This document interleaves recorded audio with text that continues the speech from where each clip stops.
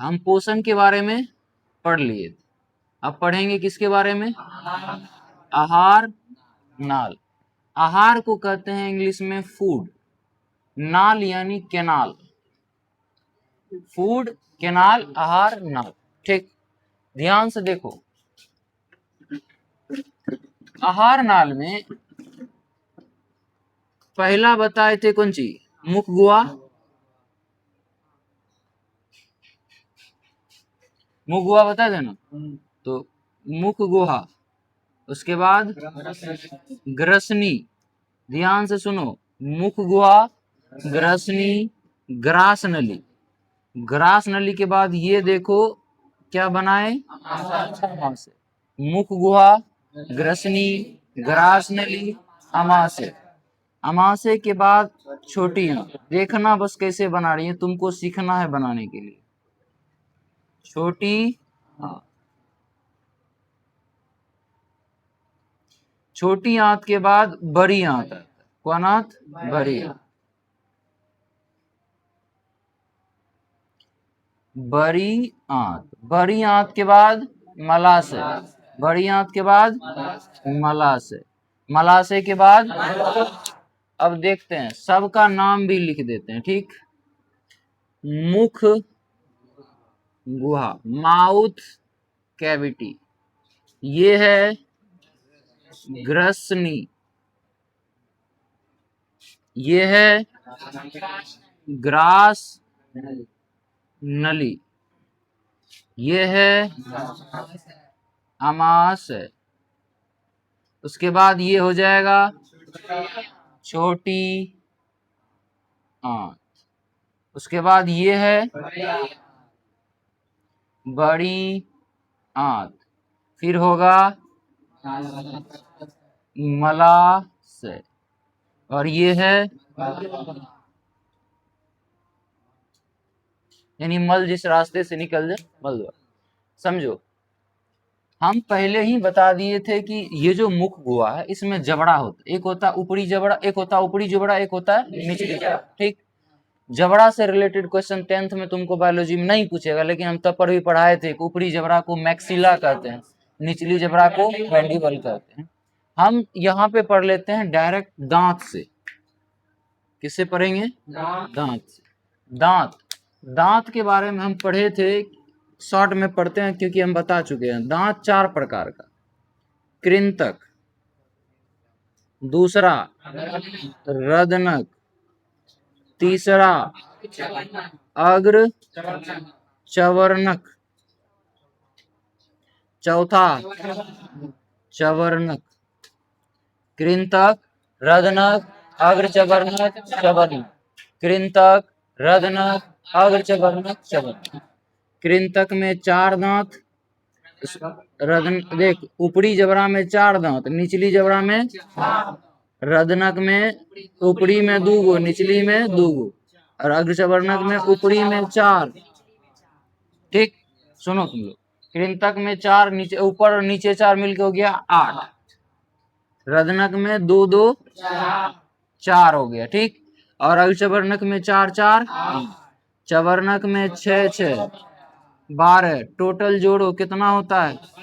यानी एक वयस्क व्यक्ति में कुल दांत, इतना याद रखना।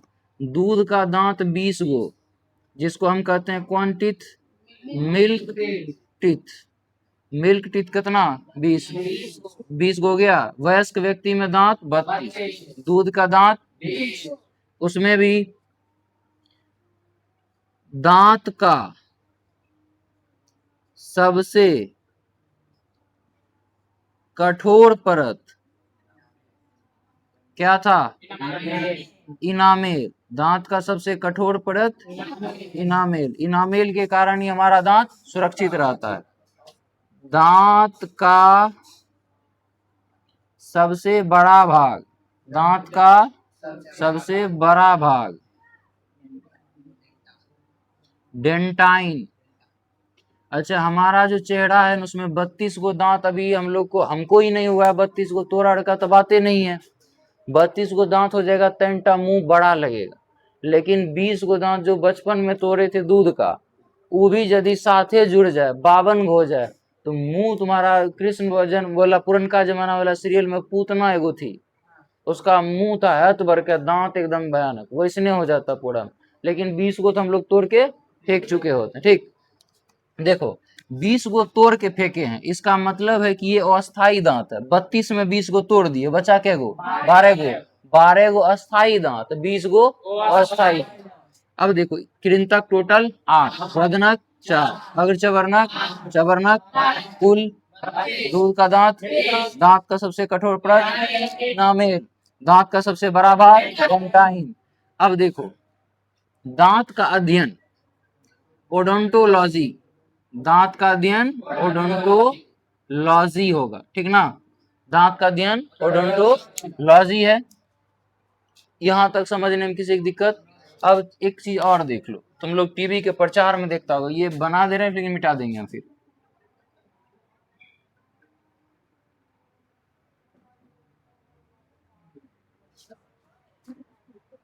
अतना वो मसूड़ा के अंदर होता है, इसलिए इसको कहते हैं रूट।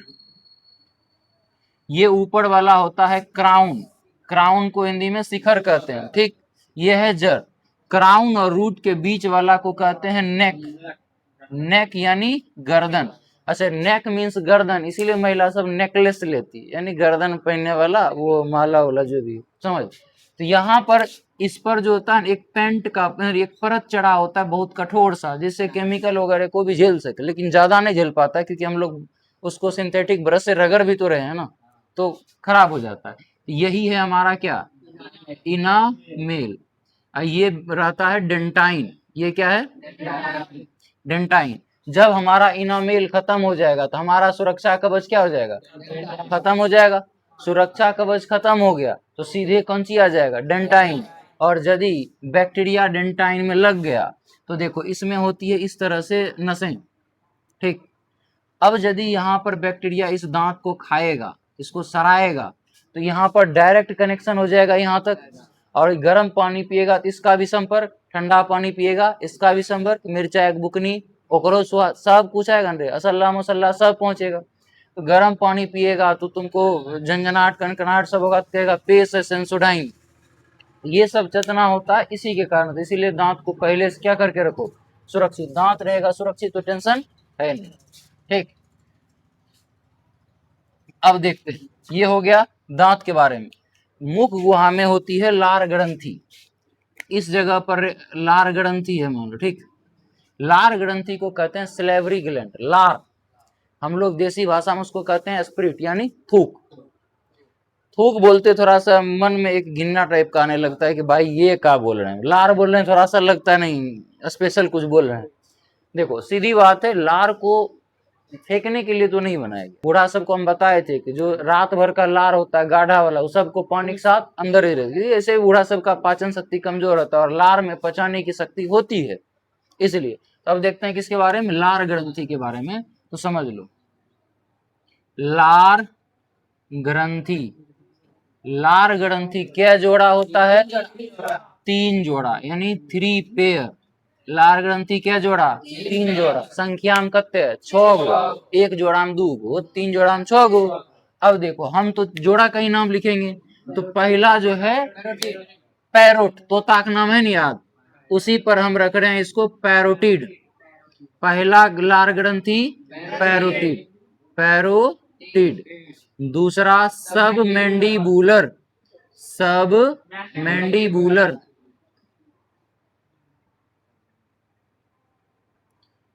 और बताए भी थे सब मैंडिबल निचला जबड़ा का नाम है, इसीलिए सब मैंडिबुलर। तीसरा है सब लिंगुअल, सब लिंगुअल। अब देखो पैरोटिड लार ग्रंथि का सबसे बड़ा भाग, सबलिंगुअल सबसे छोटा, सबलिंगुअल सबसे, पैरोटिड सबसे बड़ा, सबलिंगुअल सबसे छोटा।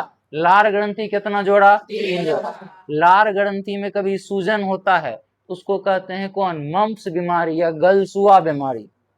कौन बीमारी, गलसुआ बीमारी। गांव सब में होता है तो उसको कहते हैं गलफुल्ली बीमारी। इसमें यहाँ पे फूल जाता है एकदम, ऐसा फूल जाएगा तो वो तुमको गर्म पट्टी साटता है दाली। तो हम लोग जब छोटे थे ना, तो गांव सब में छोटका है तो बच्चा को पता नहीं रहता है कि कौन ची है। लेकिन अच्छा लगता था। इस जगह रहता था एकदम मजे है, यहाँ रहता था उखाड़ने में दर्द करता है। तो हम भी सोचते थे कैसा, जैसे अभी टाइम में देखा है लड़का सब ने कुछ होता है तो एगो हैंडी प्लास साट लेता है, उस स्टाइलो काम करता है। यहाँ एगो गोल का टिकली रंग का साट लेगा हैंडी प्लास एगो लाके, चोट लगा है थोड़ा सा, अभी टाइम में कह सकते हैं एस्थेटिक दिखता है। तो जब हम लोग छोटे थे तो किसी किसी को होता था, वो चिपका के लाता था। हम उसे पूछते थे कौन ची हुआ, कहता कुछ नहीं था, फूल गया था तो ऊंचा यहाँ पे चिपका दिया। हमारे बगल में है डॉक्टर साहब, हम लोग सोचते थे ऐसा क्या हुआ, हम लोग को भी होगा, यहाँ पे लगा देगा अच्छा लगेगा। उसमें पता नहीं था। हम तो घर में पूछे कि उसको कौन ची हुआ, कहता उसको गल फुल्ली धर लिया है। बोले ना तो हमको नहीं लगवाना है, वो चीज वो चिपका दिया जाता है फिर ठीक हो जाता है। हम लोग के समय में ये होता था। और पैर जो होता है ना वहां पर भी होता था, एक गोटी टाइप का बाहर उभर जाता था, यहाँ पर भी, यहाँ पर निकल जाएगा, लाल ग्रंथि खुल जाएगा। तो जिसका ई उंगली दिख रहा है ये सटता था, उसको हेजले, उसमें डिमांड था हम लोगों का, क्योंकि ये सटता था। तो राख ले करके उसको पकड़ के गोल रंग के घुमा करके उसको ऐसे ऐसे काटते थे, कहता था गलफुल्ली खत्म हो जाए। अब होता है कि नहीं होता पता, लेकिन हम तो किए, कर देते थे, समझो। अब उतना नहीं था, अब तो डॉक्टर के पास चल जाता सीधे। तो समझो लार ग्रंथि में ये ग्रंथि का नाम है, सबसे बड़ा पैरोटिड, सबसे छोटा सबलिंगुअल, बीच वाला सबमेंडिबुलर।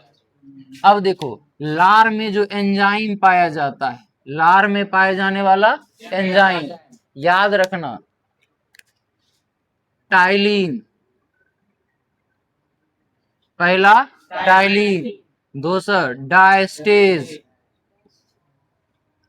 म्यूलिन, म्यूलिन, लाइसोजाइम। लार में कौन कौन सा एंजाइम, चार गो, टाइलिन, डायस्टेज, म्यूलिन, लाइसोजाइम।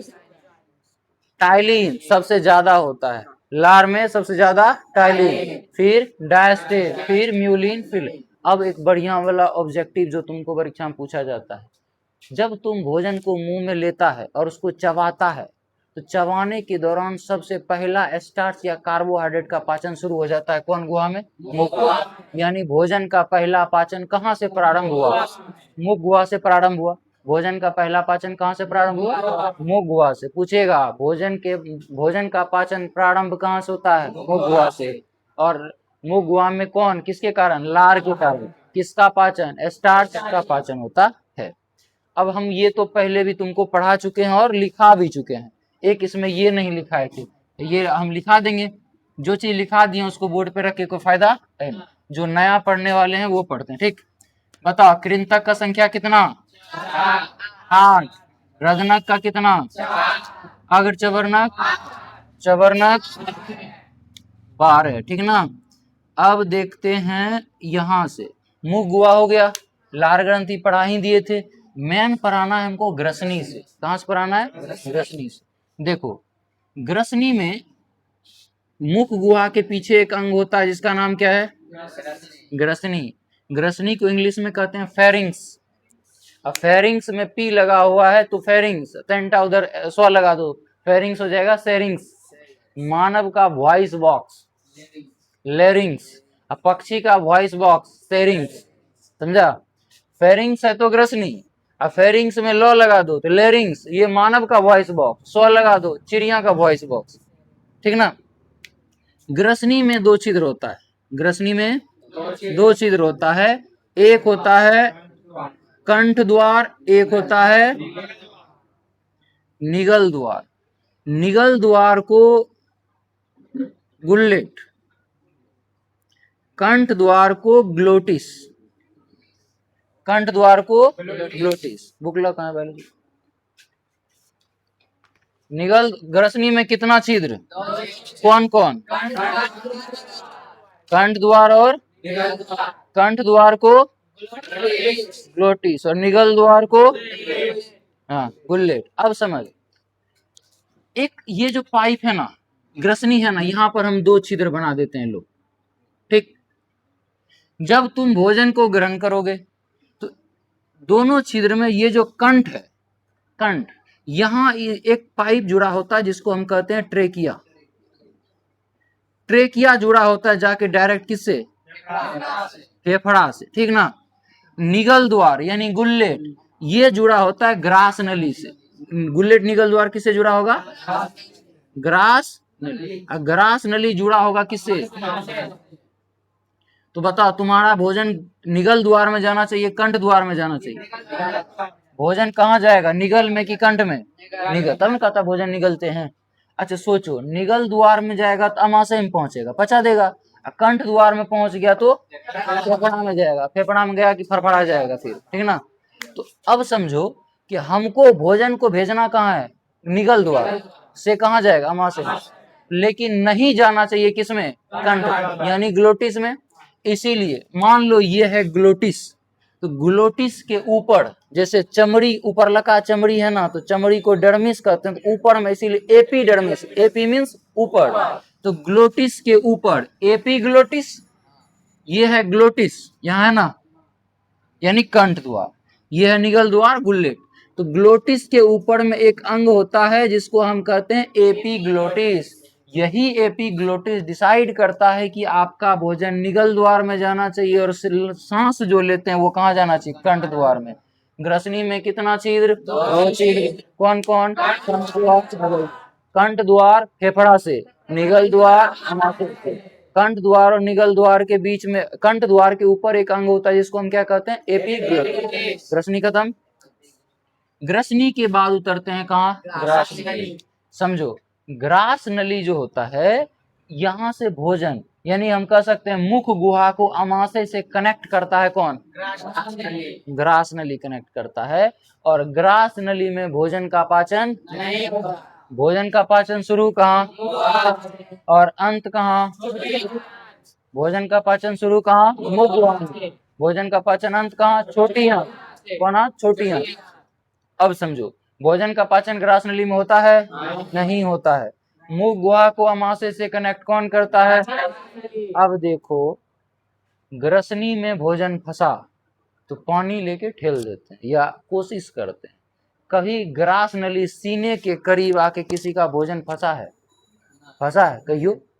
यहाँ फंस गया तब कौन सी करेंगे? बांस लेके नहीं जाएगा। क्यों नहीं फंसता है? क्योंकि ग्रास नली में एक फैलने सिकुड़ने वाला एक प्रोसेस होता है जिसको कहते हैं क्रमानुकुंचन। क्या कहते हैं? क्रमानुकुंचन। क्रमानुकुंचन में क्या होता है? ये फैलेगा, तंटा भोजन नीचे, फिर दावेगा, तंटा नीचे, फिर दावेगा, तंटा नीचे। इसीलिए ग्रास नली में भोजन नहीं फंसता है। ग्रास नली में कौन सी प्रक्रिया? क्रमानुकुंचन। पूछेंगे क्रमानुकुंचन निम्न में से किस में होता है? मुख गुहा, ग्रसनी, ग्रास नली। क्या देगा? ग्रास नली। ग्रास नली में भोजन का पाचन नहीं होता है। मुख गुहा को अमाशय से कनेक्ट करता है ग्रास नली। और ग्रास नली में कौन सी प्रक्रिया? क्रमानुकुंचन। मेन अब पढ़ना किसको है? और इससे क्वेश्चन भी पूछा जाता है। तो पढ़ते हैं अमाशय। इसको ध्यान से समझना।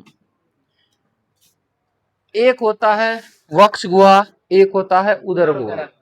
उदर गुहा को पेट नहीं कहेंगे, या पेट को अमाशय नहीं कहना। ना होता है कि मेरा पेट भर गया, तुम्हारा पेट नहीं, तुम्हारा क्या भर गया? उदर गुहा का मतलब है उदर के अंदर, यहाँ पर सिर्फ अमाशय नहीं है और भी बहुत कुछ है।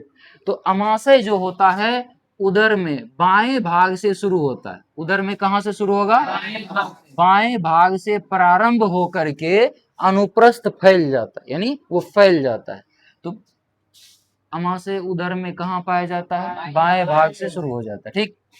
उसके बाद देखो, अमाशय जो है वो दिल के करीब होता है। ना रे, हृदय। और दिल मीन्स कपड़ा, हृदय मीन्स गुर्दा। समझो, दिल यानी हमारा जो ये वाला दिल नहीं, बायोलॉजिकल दिल, हाँ जनरेटर वाला। समझ, ये जो दिल है, ये दिल यानी कि हमारा जो दिल है उसके करीब अमाशय का पहला भाग होगा। अमाशय के 3 भाग, अमाशय के 3 भाग। और जहां जहां पर दिल का बात आएगा समझ लो वहां पर एक शब्द आएगा जिसका नाम है कार्डिया। जिसका नाम क्या है? कार्डिया मतलब दिल, कार्डियोलॉजी मतलब दिल का अध्ययन, कार्डियोलॉजिस्ट मतलब दिल का डॉक्टर। समझ गया? तो कार्डिया का मतलब दिल, और हमारे दिल के करीब कौन है? अमाशय। तुम लोग मेरे दिल के करीब नहीं, सीधा बात, फुसलाने वाला काम नहीं करने। दिल के करीब अमाशय का पहला भाग, और दिल को कार्डिया कहते हैं, इसीलिए अमाशय के पहले भाग को कार्डियक कहते हैं। अमाशय के 3 भाग, कितने भाग? 3 भाग, जिसमें पहला कार्डिया के करीब है, इसलिए कार्डियक। क्या होगा? कार्डियक। उसको पीछे कर थोड़ा सा,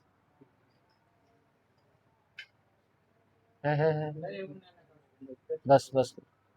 कार्डिया किसके करीब? कार्डिया के कारण इसका नाम क्या रखे? याद रहेगा, अमाशय जो भाग जो दिल के करीब था, कार्डिया के करीब था, इसीलिए उसका नाम कार्डियक। और नीचा में पिछला भाग, अगला भाग कार्डियक, पिछला भाग पाइलोरिक, पिछला भाग पाइलोरिक, पिछला भाग को क्या कहेंगे? पाइलोरिक। बीच में फुंडिक, बीच में फुंडिक, फुंडिक हो जाएगा। यानी कि 3 भाग, कौन कौन? Cardiac, fundic, pyloric. ये तीनों नाम हर हाल में तुमको याद होना चाहिए, सीधी बात। अमाशय में क्या भाग? कौन कौन? फुंडिक, पाइलोरिक। यह नहीं याद होगा तो आगे अमाशय के बारे में क्या पढ़ाएंगे? याद रह जाएगा। कौन सी? Cardiac, fundic, pyloric.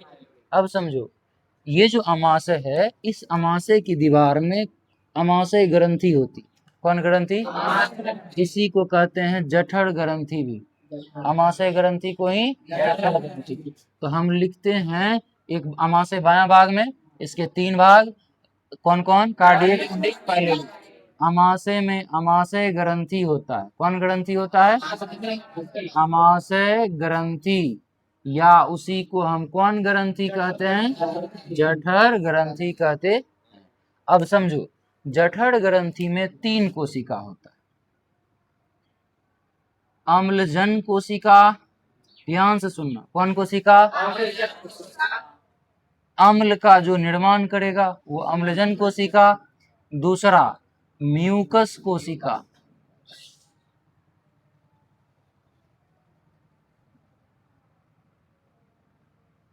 कौन कोशिका? अम्लजन कोशिका, म्यूकस कोशिका। और तीसरा होता है जाइमोजीन कोशिका। कौन कोशिका? अम्लजन, म्यूकस, जाइमोजीन, अम्लजन, म्यूकस, जाइमोजीन। अच्छा बताओ, अमाशय दायां भाग की बायां भाग? बायां भाग में अमाशय क्या भाग? कौन कौन?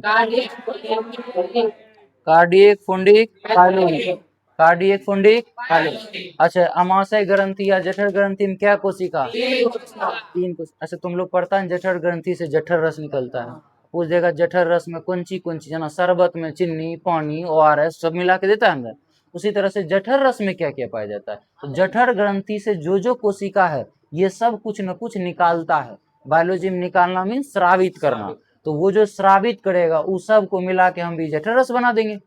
तो समझो, अम्लजन कोशिका से HCl निकलेगा, अम्लजन कोशिका से क्या निकलेगा? हाइड्रोक्लोरिक अम्ल। म्यूकस कोशिका से म्यूकस निकलेगा, म्यूकस कोशिका से म्यूकस निकलेगा। और जाइमोजीन कोशिका से पेप्सिनोजेन निकलेगा। पेप्सी का पिया है, पेप्सिनोजेन, पेप्सिनोजेन।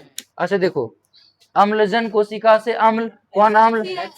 म्यूकस कोशिका से, जाइमोजीन से, और ये तीनों मिल जाएगा कौन रस?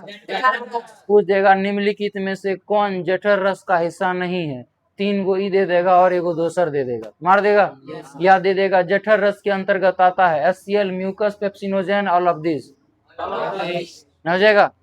अच्छा देख, जठर रस ये तीनों मिल के बना। HCl का काम है, जब तुम कोई भोजन ग्रहण करता है तो उसमें जितना कीटाणु कीटाणु सबको स्वाहा, साथ में भोजन को पचाने में भी क्या करेगा? मदद करेगा। म्यूकस होता है चिपचिपा, और ये म्यूकस क्या करता है? ये जो HCl है और ये जो पेप्सिनोजेन है, HCl खतरनाक है ना, ये HCl यदि इस दीवार में सटेगा तो इस दीवार को भी पूरा बकोट देगा ना, एक तरफ से घाव बना देगा ना। तो ये म्यूकस इसका इस तरह से संरक्षण करेगा, इसके अंदर में यहाँ पे HCl होगा, ये म्यूकस अमाशय की दीवार को बचाए रखता है, ठीक ना। म्यूकस का काम है अमाशय की दीवार को बचाना, लेकिन HCl की मात्रा बढ़ जाए और म्यूकस की मात्रा घट जाए तो यानी HCl का पहुंच अमाशय की दीवार तक होगा कि नहीं होगा? होगा। और जब होगा तो इसमें घाव बनाएगा कि नहीं बनाएगा? आम का टिकोला का दूध पड़ता है तो इतना वो छाला मार देता है। HCl एकदम सटेगा उसके दीवार में तो घाव होगा, घाव होगा। उसके बाद जब तुम खाएगा और जब सब कुछ सटेगा तो एक बार मिर्चा की बुकनी मजा लेगा एक बार मरीच का पाउडर मजा लेगा, समझो। आकर बाद घाव अलग दर्द करेगा अंदर में, एकदम अल्सर का मतलब समझता है, घाव होने के बाद पीप पीप जैसा निकलता है ना, उस तरह का दाना दाना जैसा हो जाएगा पूरा। बाबा होता है छोटा छोटा हो जाता है ना, वैसे हो जाएगा अल्सर। तो यहाँ पर जो घाव होता है तो यानी HCl से हमको बचाता है कौन? अंदर में घाव हो गया, फूकते रहना बैठ के, देखो। तो इसलिए ये सबसे बचाता है, यानी कि हम कह सकते हैं कि अमाशय में होने वाले अल्सर को हम पेप्टिक अल्सर कहते हैं। कौन आंसर? Peptic ulcer. पूछेंगे पेप्टिक अल्सर किसके कारण होता है? पेप्टिक अल्सर से बचाता कौन है? अच्छा, पेप्सिनोजेन ये जो एंजाइम है ये सूतल रहता है, मतलब निष्क्रिय रहता है, इसको जगाया गया नहीं, जगाएगा कौन? HCl, ठीक ना। जैसे ही HCl पेप्सिनोजेन के संपर्क में आएगा ई बनाएगा पेप्सिन। क्या बनाएगा? पेप्सिनोजेन निष्क्रिय की सक्रिय? सक्रिय कौन करता है? अच्छा, ये तीनों मिला देंगे कौन रस? जठर रस। पेप्टिक अल्सर किसके कारण? HCl के कारण। पेप्टिक अल्सर से बचाता कौन? ग्लूकोज। अब देखो पेप्सिनोजेन को सक्रिय करा देंगे तो ये क्या बनेगा? पेप्सिन। देखो तो कैमरा में दिखता है नीचे, पेप्सिन, समझो। यहाँ पेप्सिन प्रोटीन को तोड़ता है, प्रोटीन को तोड़ के इसको पेप्टोन में बदलता है। किसमें बदलेगा? क्वेश्चन रहता है पेप्सिन प्रोटीन को किस में बदलता है? पेप्टोन में बदलता है। अच्छा बताओ, ये जो प्रोटीन का पाचन हुआ ये किस में हुआ? अमाशय में हुआ। अमाशय में हुआ, इसका मतलब प्रोटीन का पाचन कहाँ पर आरंभ होता है?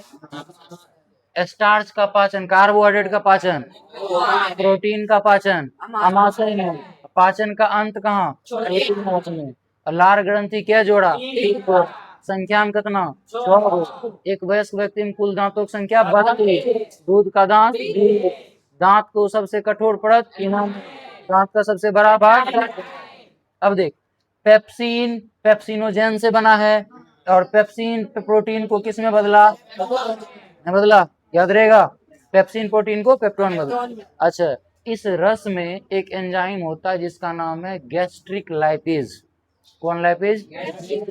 यदि गैस्ट्रिक लाइपेज नहीं याद रख सकता है सिर्फ लाइपेज याद रख। लाइपेज वसा का पाचन करता है। किसका पाचन करता है? यानी वसा का पाचन भी प्रारंभ हो गया कहाँ पे? लेकिन वसा का पूर्ण पाचन अमाशय में, आंशिक पाचन यानी थोड़ा सा, ठीक ना। तो पूछेंगे, अगला बात यहाँ लिख दे रहे हैं, ठीक। इस ये हो गया, फिर उस अगला जब उतारेगा तो उतारना, लाइपेज किसका पाचन करता है? वसा का पाचन करता है। वसा का पूर्ण पाचन की आंशिक पाचन? आंशिक पाचन। जैसे पेप्सिन प्रोटीन को पेप्टोन में बदला, उसी तरह से लाइपेज वसा को वसीय अम्ल में, किसमें? वसीय अम्ल तथा गिल्सरॉल में बदलता है। किसमें बदलता है? गिल्सरॉल में बदलता है। ध्यान से सुन, पेप्सिन प्रोटीन को, लाइपेज वसा को वसीय अम्ल तथा गिल्सरॉल में बदलता है। कोई दिक्कत? समझ। अमाशय उदर गुहा के बाएं भाग से प्रारंभ होकर अनुप्रस्थ फैलता है।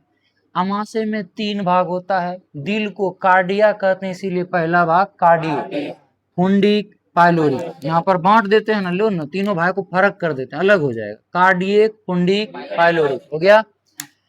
कार्डियक, पुंडिक, पाइलोरिक में तुमसे पूछेगा, देखो यहाँ अमाशय के बाद छोटी आंत शुरू हो गया ना, पूछेगा छोटी आंत अमाशय के किस भाग के नजदीक है? पाइलोरिक। ग्रास नली कार्डियक से नजदीक है ना। अच्छा, अमाशय में एक ग्रंथि होती है हम जिसको जठर ग्रंथि कहते हैं।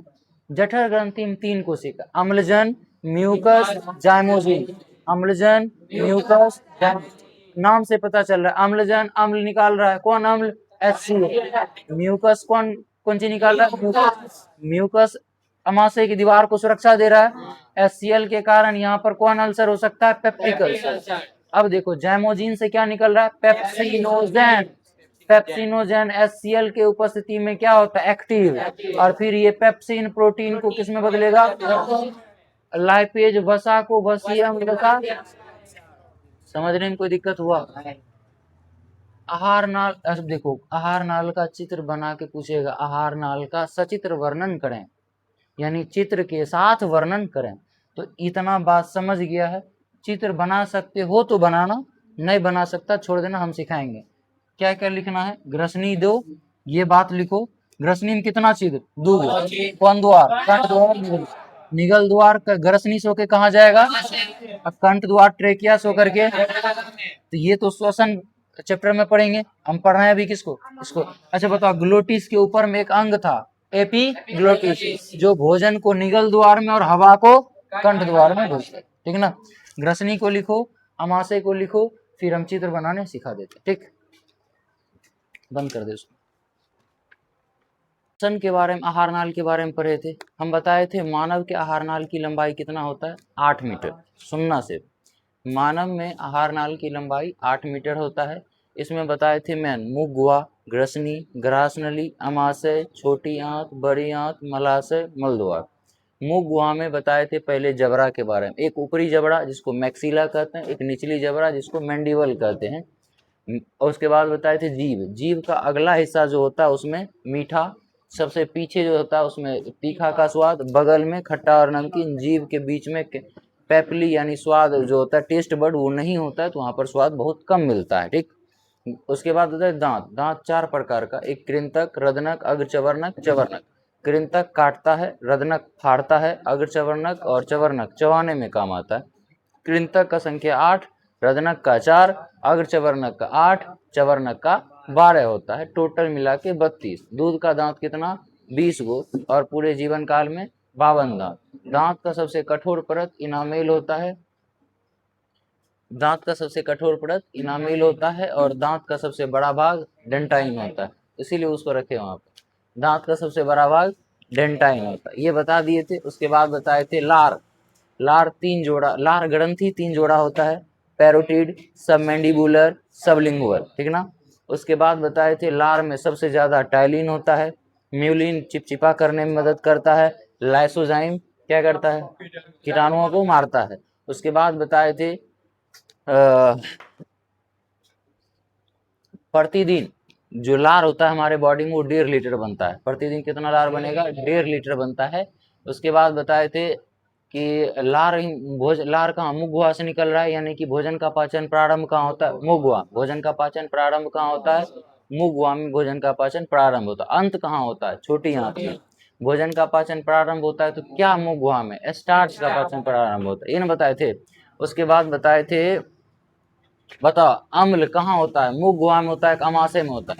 अमाशय में होता है। मुख गुहा और अमाशय को कौन कनेक्ट करता है? ग्रास नली।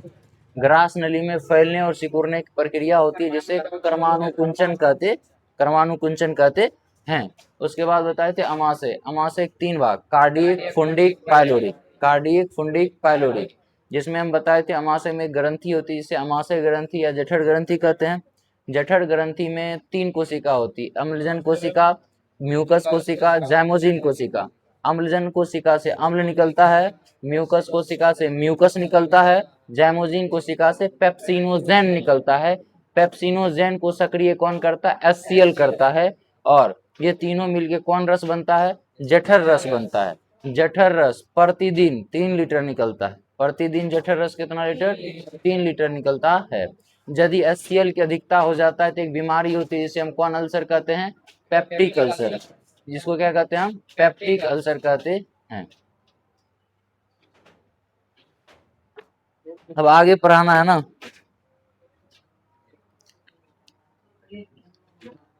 वहां बैठ जाएगा।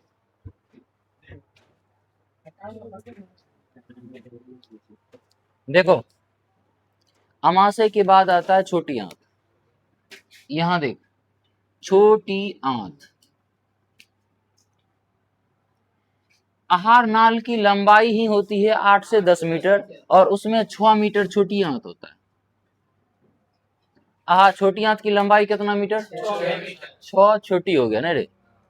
छोटी आंत की लंबाई 6 मीटर, चौड़ाई 2.5 सेंटीमीटर। चौड़ाई कितना होगा? हम सिर्फ और सिर्फ बना रहे हैं किसका? देख लो, छोटी आंत का संरचना बना रहे हैं। वो इस तरह से रहता है, ऐसे ऐसे करके रहता है पूरा। ठीक, अब देखो इसमें छोटी आंत में 3 गो होता है। एक होता है ग्रहणी, एक होता है जेजुनम, एक होता है इलियम। जो प्रारंभ में होता है वहां पर होता है ग्रहणी, यहाँ बीच में होता है एक होता है जेजुनम, सबसे नीचे होता है इलियम। इलियम यानी कि छोटी आंत का 3 भाग। छोटी आंत के बाद कौन आंत शुरू हो जाता था? बड़ी आंत शुरू हो जाता था, यहाँ से हो जाता था ना। अब देखो हमको पढ़ना छोटी आंत, तो बड़ी आंत को छोड़ दे रहे हैं। छोटी आंत में 3 भाग, ग्रहणी, जेजुनम, इलियम। ग्रहणी, जेजुनम, इलियम। छोटी आंत सबसे लंबा है, उसमें भी सबसे लंबा कौन है? इलियम। भोजन का पाचन खत्म कहाँ होता है? छोटी आंत। छोटी आंत में खत्म कहाँ होता है? बात समझ में आया? इलियम बड़ी आंत से जुड़ा हुआ है और छोटी आंत का जो ग्रहणी है वो अमाशय से जुड़ा होगा। इसके ऊपर अमाशय था ना। बताओ, हम बोले छोटी आंत की लंबाई 6 मीटर। सुनना है सिर्फ, लास्ट में हम रिवीजन कराएंगे। छोटी आंत की लंबाई 6 मीटर, चौड़ाई 2.5 सेंटीमीटर और 3 भाग बोले कौन कौन? ग्रहणी, जेजुनम, इलियम। ठीक, अब देखो यहीं पर एक अंग होता है लीवर। लीवर जिसको हम कहते हैं यकृत। यकृत जो होता है, इस यकृत, ये जो यकृत है, याद रखना हम यहां पर लिख रहे हैं लीवर, इसी को हम क्या कहते हैं? यकृत। मुर्गा उर्गा कटवाने जाएगा ना तो देखना, या तुम लोग खुद से कभी मुर्गा उर्गा यदि गाँव घर में कटा होगा कभी, तो उसमें बताया जाता है कि एगो थैला होता है, वो फटना नहीं चाहिए। वो फट गया तो पूरा मांस बर्बाद हो जाएगा। वो पित्त नहीं होता है, वो पित्त की थैली होती है, पित्त नहीं होता है। पानी कभी फट नहीं सकता, पानी का टंकिया न फटेगा। तो पित्त एक तरह का लिक्विड पदार्थ है, पित्त का थैली नहीं फटना चाहिए। ठीक, तो पित्त का जो थैली है उसमें जो पित्त बनता है, वो पित्त कहाँ बनता है? यकृत में बनता है। पित्त कहाँ बनेगा?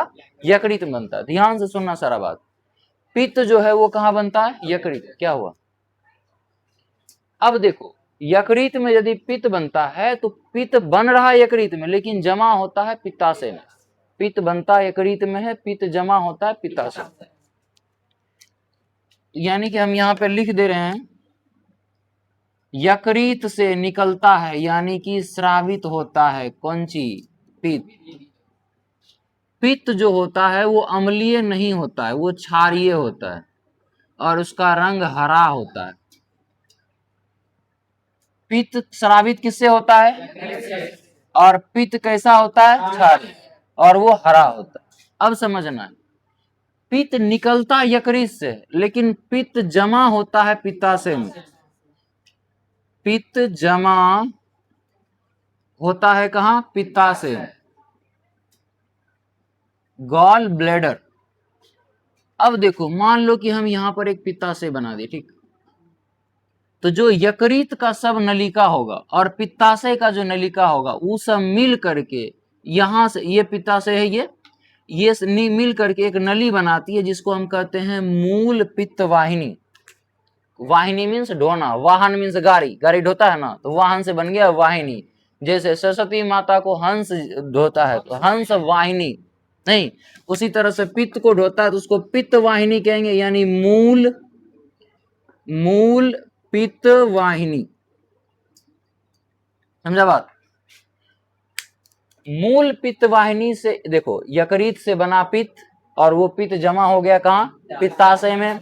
अब इस पित्ताशय से पित्त जाएगा मूल पित्त वाहिनी के रास्ते किसमें? ग्रहणी में। तो पूछेगा कि पित्त छोटी आंत के किस भाग में प्रवेश करता है? ग्रहणी में प्रवेश करता है। छोटी आंत के 3 भाग, ग्रहणी, जेजुनम, इलियम। यकृत से पित्तरस स्रावित होता है, यह क्षारीय होता है, अम्लीय और हरा होता है। अच्छा, क्षारीय क्यों है? क्योंकि ऊपर में जो अमाशय में अम्ल था उससे भोजन अम्लीय हो गया और वहां के दीवार को बचाने के लिए म्यूकस था, लेकिन अब अम्लीय भोजन छोटी आंत में आएगा तो फिर गड़बड़ाएगा छोटी आंत को। तो ये यहीं रास्ते पर जैसे ही अम्लीय भोजन यहाँ आएगा, ये पित्त क्या करेगा, उसको मारेगा, ले परफ्यूम छिट्टा मार देगा, तो वो सब अम्ल क्षार मिलके उदासी न्यूट्रल हो जाएगा ना। इसीलिए यहाँ ग्रहणी में ही एंट्री कर रहा है। और इसी के बगल में यहाँ पर एक और होता है जिसको हम कहते हैं अगन्याशय।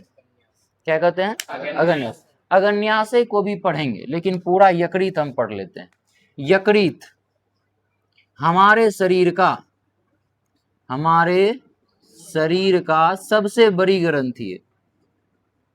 हमारे शरीर का सबसे बड़ी ग्रंथि कौन है? यकृत से कौन रस स्रावित होता है? पित्त रस स्रावित होता है। पित्त रस पित्ताशय में जमा होता है। पित्त रस क्षारीय होता है और रंग हरा होता है। हमारे शरीर का सबसे बड़ा ग्रंथि यकृत। अब देखो, यकृत का वजन लगभग 1.5 kg होता है और ये हमारे उदर के दायां भाग में पाया जाता है। कहाँ पाया जाता है? दायां भाग में पाया जाता है। पित्त रस का 2 काम। पित्त रस का पहला काम है अम्लीय भोजन को क्षारीय बनाना। अम्लीय भोजन को क्या बनाना? क्षारीय बनाना। दूसरा काम, पित्त में एक लवण होता है जो वसा को तोड़ता है। पित्त में एक लवण होता है जो किसको तोड़ता है? वसा को। यानी वसा का विखंडन और अम्लीय भोजन को उदासीन बनाने का काम किसका है? पित्त।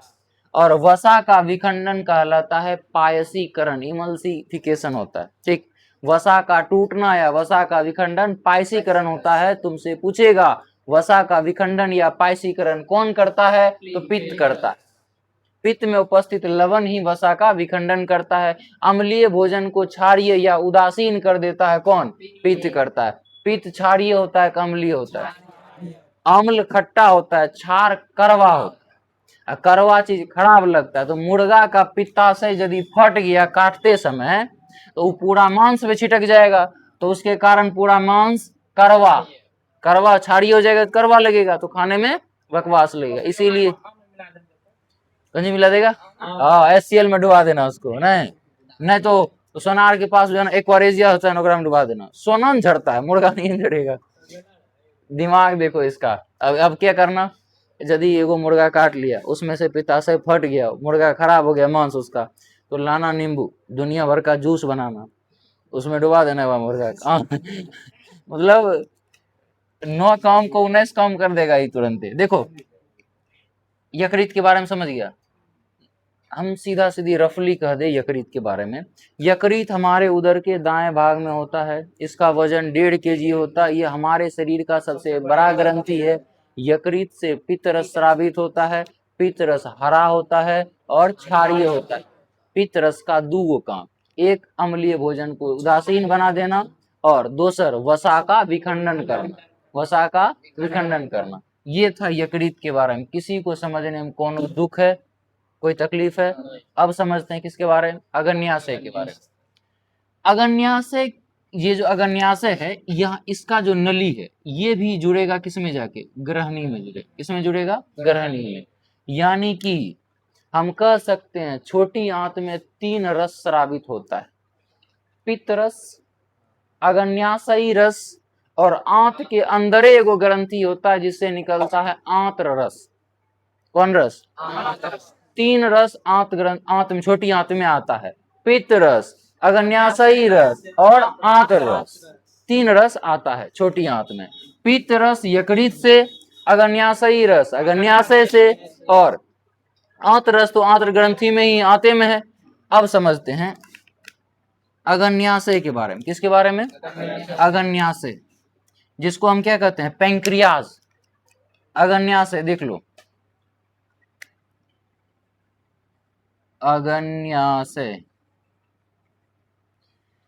ग्रंथि 3 प्रकार का होता है। अंतःस्रावी, बहिःस्रावी, मिश्रित स्रावी। अंतःस्रावी, बहिस्रावी, मिश्रिस्रावी।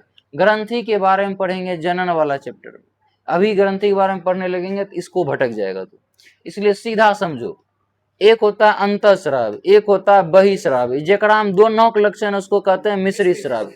तो ये है मिश्रिस्रावी। पूछेगा तुम्हारे बॉडी में मिश्रिस्रावी ग्रंथि कौन है? अग्न्याशय। तो हम लिख सकते हैं कि अग्न्याशय कैसा ग्रंथि है? मिश्रित स्रावी ग्रंथि है। ये बात समझ गया ना? यदि अभी याद रहेगा कि ये मिश्रित स्रावी ग्रंथि है तो उस समय अभी थोड़ा सा और समझाई देते हैं।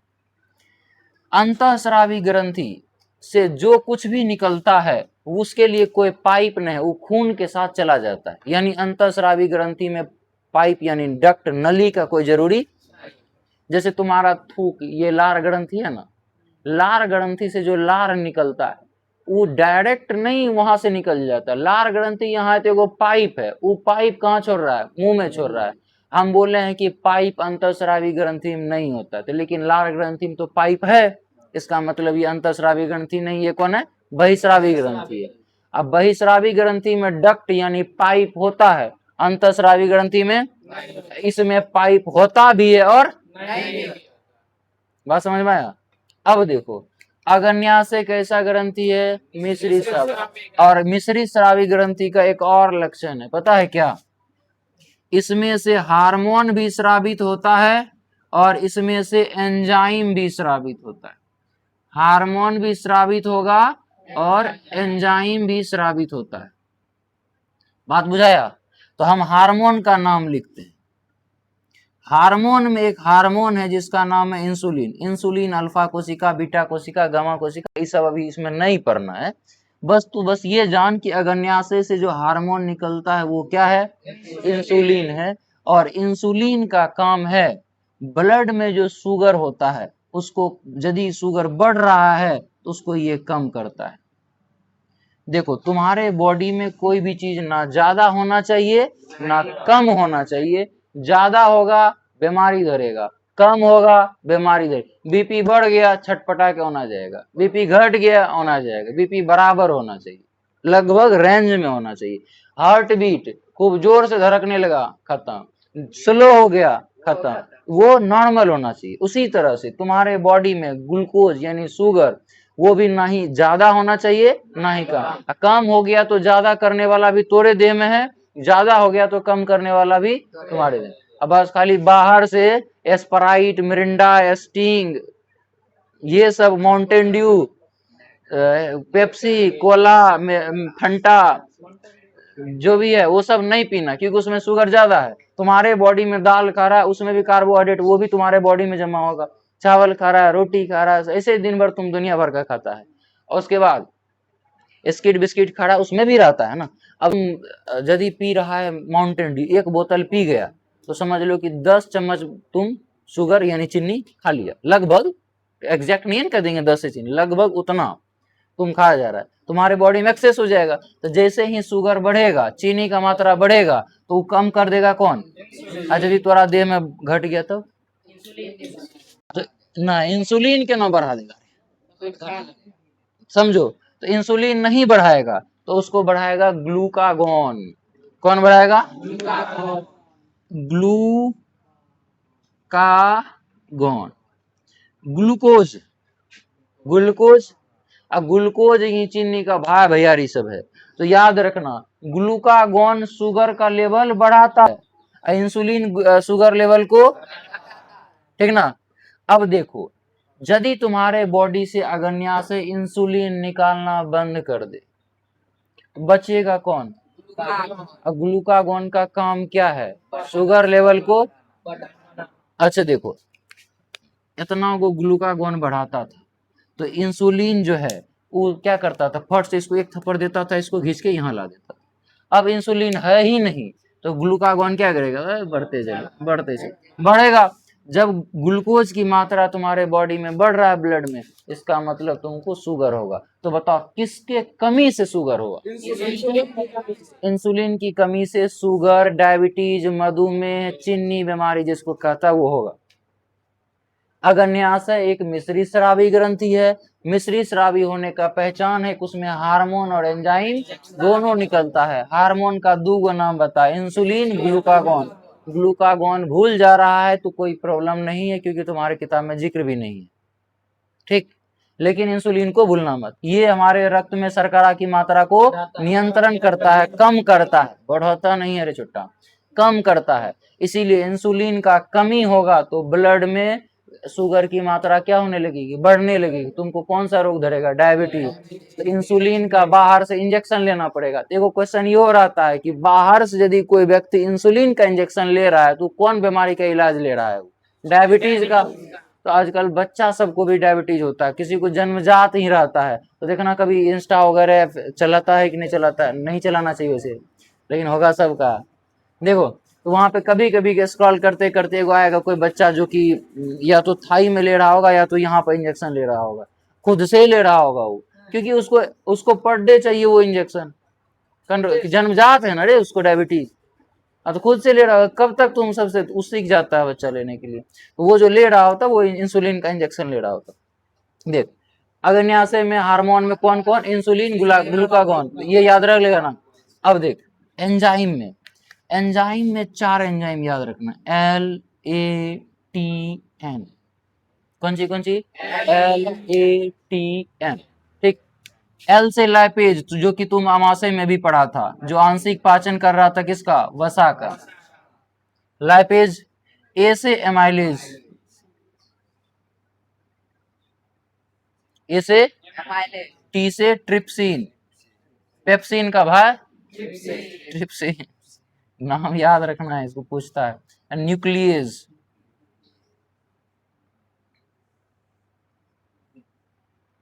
अब समझो लाइपेज, लाइपेज वसा को कन्वर्ट करेगा किसमें, वसीय अम्ल। वसा को किसमें कन्वर्ट करेगा, वसीय अम्ल और ग्लिसरॉल में।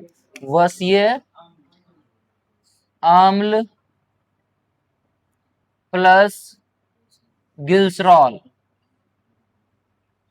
ठीक। आगे देखो एमाइलेज, एमाइलेज कार्बोहाइड्रेट,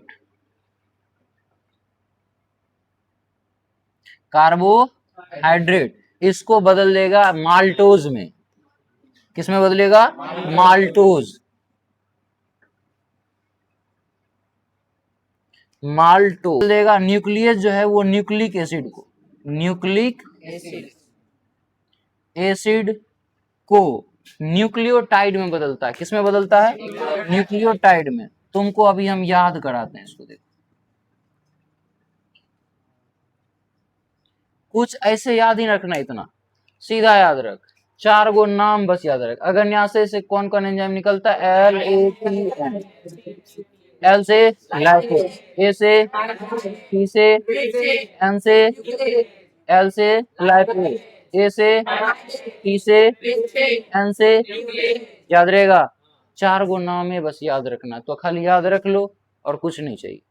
लाइपेज किसका पाचन कर रहा है, एमाइलेज कार्बोहाइड्रेट, या यहाँ पर तुम कार्बोहाइड्रेट के जगह पर लिख दो स्टार्च, एमाइलेज स्टार्च का, trypsin protein, nucleic acid, nucleus किसका, न्यूक्लिक। अच्छा डीएनए आरएनए का नाम सुना है, डीएनए से डी हटा दो, आरएनए से आर हटा दो, दोनों में एनए बचा, एनए न्यूक्लिक एसिड। वाह, यानी डीएनए आरएनए फॉर्मेशन के लिए भी ये चाहिए। तो न्यूक्लियस न्यूक्लिक एसिड के साथ संपर्क में रहेगा, trypsin protein, amylase starch, lipase वसा, ठीक। लाइपेज किसका पाचन, वसा, amylase starch, trypsin protein, nucleus nucleic acid, ठीक। यहां तक समझने में किसी को दिक्कत, ध्यान से इसको एक बार देखो, बताओ ऐसा कौन सा ग्रंथि है जिसे हम मिश्रित स्रावी ग्रंथि कहते हैं, अग्न्याशय। हमारे शरीर का सबसे बड़ा ग्रंथि यकृत, यकृत से कौन रस निकलता है, पित्तरस। पित्तरस जमा कहाँ होता है, पित्ताशय में जमा होता है। पित्त अम्लीय होता है कि क्षारीय, क्षारीय होता है। हरा होता है, करिया होता है, पीयर होता है, हरा रंग का होता है। पित्त अम्लीय भोजन को क्या बनाता है, क्षारीय बनाता है। और वसा का क्या करता है, विखंडन करता है। यहाँ तक अच्छा, लीवर का वजन लगभग कितना, 1.5 और उधर के बायां भाग की दायां भाग, दायां भाग, और अमाशय। अब एक बात और जान, जब तुम भोजन को मुख में लेता है तो भोजन को चबाता है, भोजन को जब चबाता है तो भोजन के साथ क्या मिलता है, और ये दोनों मिल के तब तुम उसको घोट के पहुंचाता है कहाँ, अमाशय में। तब अमाशय में वो जाता है तो वो किससे मिलता है, HCl से मिलता है। और वो अब अमाशय से जो HCl के साथ मिल करके वो उतरेगा तो कहाँ जाएगा, आंत में। यानी कि वो आंत में जाएगा तो कौन रस से मिलेगा, आंत्र रस से मिलेगा, आंत रस से मिलेगा ना। अब ध्यान से समझना, जब हम भोजन को मुंह में चिबाते हैं वो लार के साथ मिलता है तो उसको कहते हैं हम बोलस। उसको हम क्या कहते हैं, जब अच्छा कभी कभी कीड़ा उड़ा चल जाता है तो उन बाहर निकलता है ना, वो जो रहता है लिबिर लिबिर टाइप का चिपचिपा सा, तो मुंह बना रखे तोड़े मुंह सीमेंट वालू मिलल है, हम बोल रहे हैं ना चिपचिपा से वो कर रहा है, ऐसे मुंह कर रहा है, अरे वो सीमेंट बालू गिट्टी जितना यह मिक्सी मिला था, समझो। भोजन लार के साथ मिलके क्या बना, बोलस। अब ये बोलस को घोटेंगे जाएगा कहाँ, अमाशय में जाएगा। यानी कि यहाँ पर क्या होगा, ये बोलसिन होगा। ये बोलस HCl के साथ मिल जाएगा अमाशय में, तब उसको हम कहेंगे कायम या कायम रहता है, कायम होता है। एगो चूर्ण है कायम चूर्ण, जो कि गैस वैस बनता है पेट में, इसी के नाम से समझ लेना। भोजन और लार मिलेगा तो मुख गुहा में उस भोजन को क्या कहेंगे, बोलस। वही बोलस पेट में गया तो अमाशय में गया तो कायम हो गया, और वही कायम जब आंत्र रस के साथ मिल जाएगा तो बन जाएगा काइल। कभी कभी तुमको CH है तो चाइल भी लिखा हुआ मिल जाएगा, ठीक।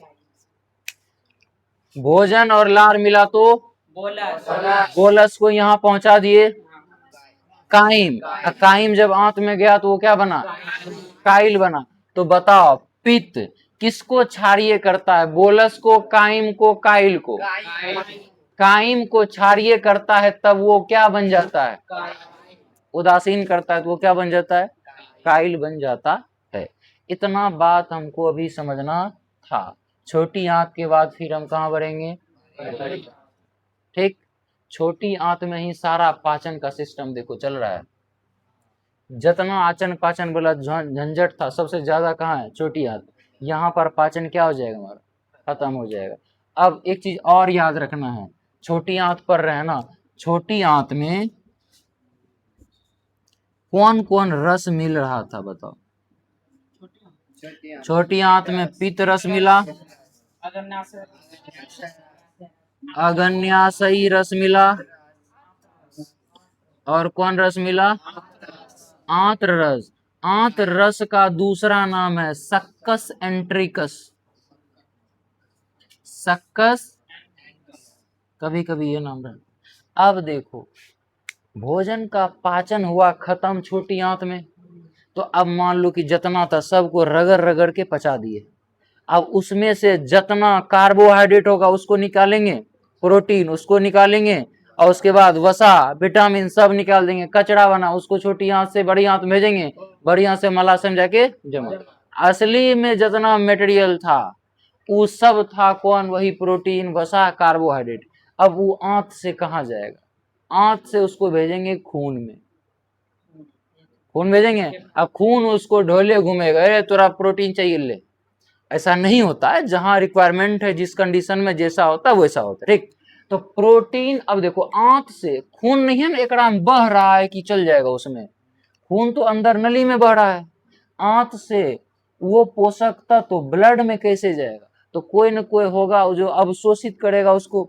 तो हम याद करो पोषण के चरण पढ़ाए थे, अंतर्ग्रहण, पाचन, बहिष्करण, अमीबा नहीं है, अंतर्ग्रहण, पाचन, अवशोषण।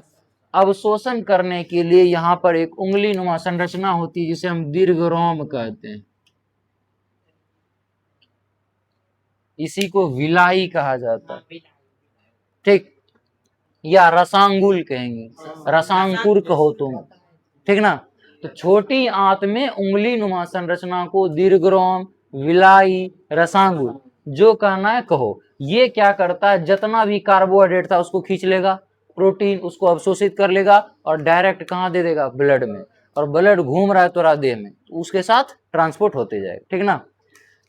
छोटी आंत में उंगली नुमा संरचना को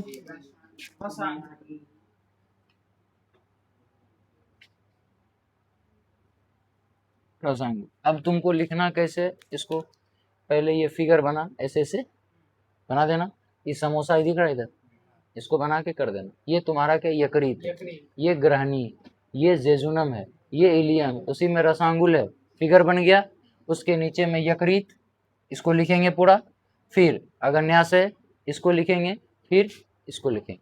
अब क्वेश्चन सुनो जो परीक्षा में पूछेगा तुमसे, अमाशय में अम्ल की क्या भूमिका है, अमाशय में अम्ल की क्या भूमिका, बोलेंगे अमाशय में अम्ल की महत्वपूर्ण भूमिका, 1 नंबर याद करो, पेप्सिनोजेन,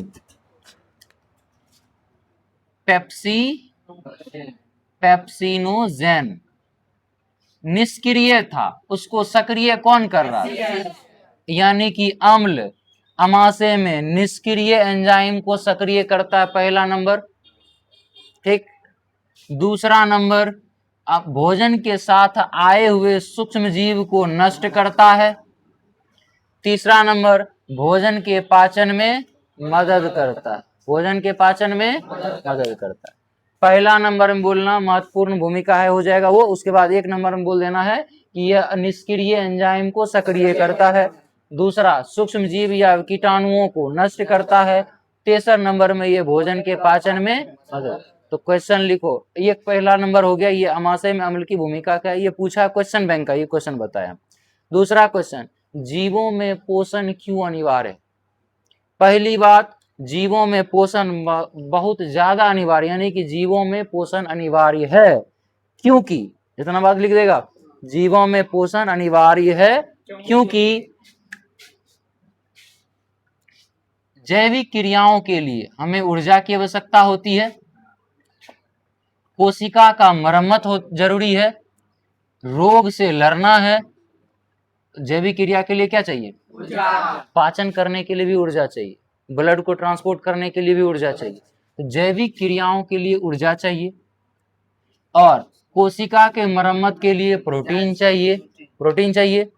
उसके बाद रोग से लड़ने के लिए विटामिन चाहिए, उपापचयी क्रियाओं के नियंत्रण के लिए खनिज लवण चाहिए, और ये सभी चीज हमें पोषक तत्व से प्राप्त होता है। और पोषक तत्व को प्राप्त कर उसको ग्रहण, पोषक तत्व को ग्रहण कर उसका उपयोग करना ही पोषण कहलाता है, अर्थात जीवों के लिए पोषण अनिवार्य है। सुनो, जीवों के लिए पोषण अनिवार्य है क्योंकि जैविक क्रियाओं के लिए ऊर्जा, टूटी फूटी कोशिकाओं के मरम्मत के लिए प्रोटीन, रोग से रक्षा के लिए विटामिन, और उपापचयी क्रियाओं के नियंत्रण के लिए खनिज लवण पोषक तत्व से प्राप्त होता है, और पोषक तत्व को ग्रहण कर उसका उपयोग करना पोषण कहलाता है, अर्थात जीवों के लिए पोषण अनिवार्य है। ठीक, तो पहले आप ये लिखो, फिर ये दोनों क्वेश्चन हम लिखा दें। ठीक, बंद कर दो उसको।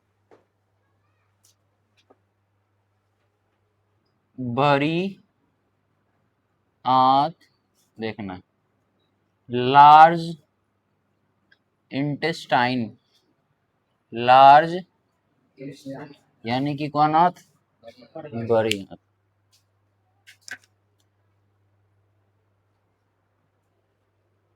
देखो, बड़ी आंत का फिगर पहले हम बना लेते हैं। ठीक, ये छोटी आंत है, इधर ऐसे से छोटी आंत था ना, छोटी आंत के बाद क्या आता है, बड़ी आंत।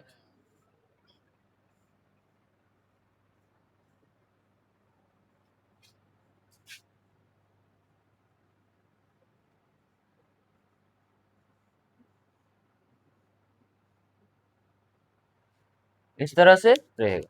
ठीक, अब देखो, बड़ी आंत, बड़ी आंत के 2 भाग, बड़ी आंत के कितने भाग, 2 भाग।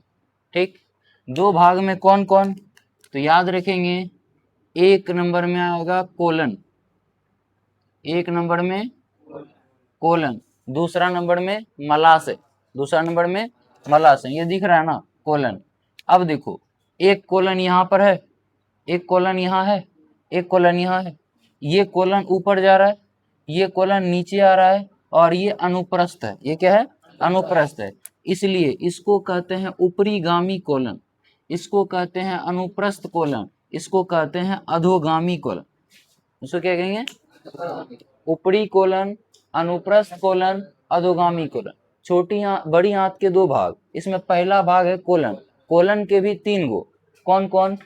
ऊपरीगामी कोलन, अनुप्रस्थ कोलन और अधोगामी कोलन। यानी कि है तो असेंडिंग, ट्रांसवर्स, डिसेंडिंग। एक और होता है सिग्मॉइड कोलन, जो कि नहीं जिक्र है आपके बुक में। ठीक, देखते हैं। ऊपरीगामी कोलन, अनुप्रस्थ कोलन, अधोगामी कोलन, ये लिख दें। इसमें हो गया क्या भाग? 3 भाग। कोलन के कितने भाग हो गए? 3 भाग। ठीक, एक हो गया ऊपरीगामी कोलन, ऊपरीगामी कोलन हो गया। दूसरा हो गया अनुप्रस्थ कोलन,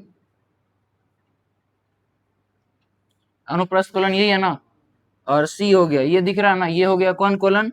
अधोगामी कोलन। असेंडिंग डिसेंडिंग पढ़ा होगा, आरोही अवरोही, उसी को असेंडिंग और डिसेंडिंग कहते हैं। तो अधोगामी कोलन 3 हो गया। और दूसरा प्रकार, इसका जो दूसरा भाग है वो है क्या? मलाशय। दूसरा भाग क्या है? मलाशय। मल प्लस आशय यानी मलाशय। मलाशय में आशय का मतलब होता है किसी चीज का स्टोर होना, तो मलाशय में मल क्या होगा? स्टोर होता है। और हम जब हमारे बॉडी उसको कहता है कि नहीं अब मल स्टोर हो गया, अब इसमें क्षमता नहीं है, अब इसको रिलीज करा जाए, तो आपको एक सिग्नल आता है कि नहीं अब खाली करना है। ठीक, और यदि एक गो लोढ़ी सब बच्चा होता है जरा सुबह सुबह मल त्याग करने में तकलीफ होता है, वो सूतेंगे, ओकरा से प्यारा है सूतना, और सूतेगा, देखो मल है, कचड़ा है, उसको लंबे टाइम तक वहां रखोगे तो उसमें एक सड़न होगा, उसमें एक अम्लीय वातावरण बनने लगेगा, उस और भी बहुत सारे चीज होने लगेंगे, सड़ने लगेगा, जिससे मलाशय की दीवार में भी घाव होने लगेगा। जब मलाशय की दीवार में घाव होगा तो मल के साथ खून आएगा, अंदर में घाव घोष हो जाएगा, तब कहेगा कि उसमें धर लिया पाइल्स यानी कि बवासीर। समझ गया? अब बवासीर हो गया तो अंदर में घाव हो गया, मिर्चाई खाएगा तो गुदगुदी मारेगा वहां पर, न करे 2-4 दिन का तीखा उखा खा लो, सुबह सुबह जवाब देना पड़ता है यहाँ पे। तो मल जमा होता है जो मलाशय है, और मलाशय से जो निकल जाएगा वो द्वार है, इसको कहते हैं मल द्वार। बड़ी आंत के बारे में इतना ही पढ़ना था। इसमें अब क्या पढ़ना है? इसमें पढ़ना है छोटी आंत और बड़ी आंत के ज्वाइंट, यानी कि छोटी आंत और बड़ी आंत जहां पर जुड़ता है वहां पर एक संरचना होती है जिसे हम कहते हैं सीकम। क्या कहते हैं? सीकम। तो बोलेंगे छोटी आंत और बड़ी आंत के जोड़ को क्या कहते हैं? सीकम। छोटी आंत और बड़ी आंत के जोड़ को क्या कहते हैं? सीकम कहते हैं। अब देखो सीकम पर यहाँ पर एक अवशेषी अंग लगा होता है जिसे हम कहते हैं अपेंडिक्स। क्या कहते हैं? अपेंडिक्स। और अपेंडिक्स अब हमारे बॉडी में आहार नाल में किसी काम का नहीं है, इसलिए हम इसे अवशेषी अंग कहते हैं। इसको क्या कहते हैं? अवशेषी अंग। तो पूछेंगे आहार नाल का अवशेषी अंग का नाम क्या है? अपेंडिक्स। आहार नाल के अवशेषी अंग का नाम क्या है? अपेंडिक्स। अब देखते हैं किसके बारे में? अपेंडिक्स के बारे में। ठीक, समझो। अपेंडिक्स में सबसे पहली बात याद रखिएगा कि आहार नाल का कौन अंग है? अवशेषी अंग। अपेंडिक्स में याद रखेंगे यह आहार नाल का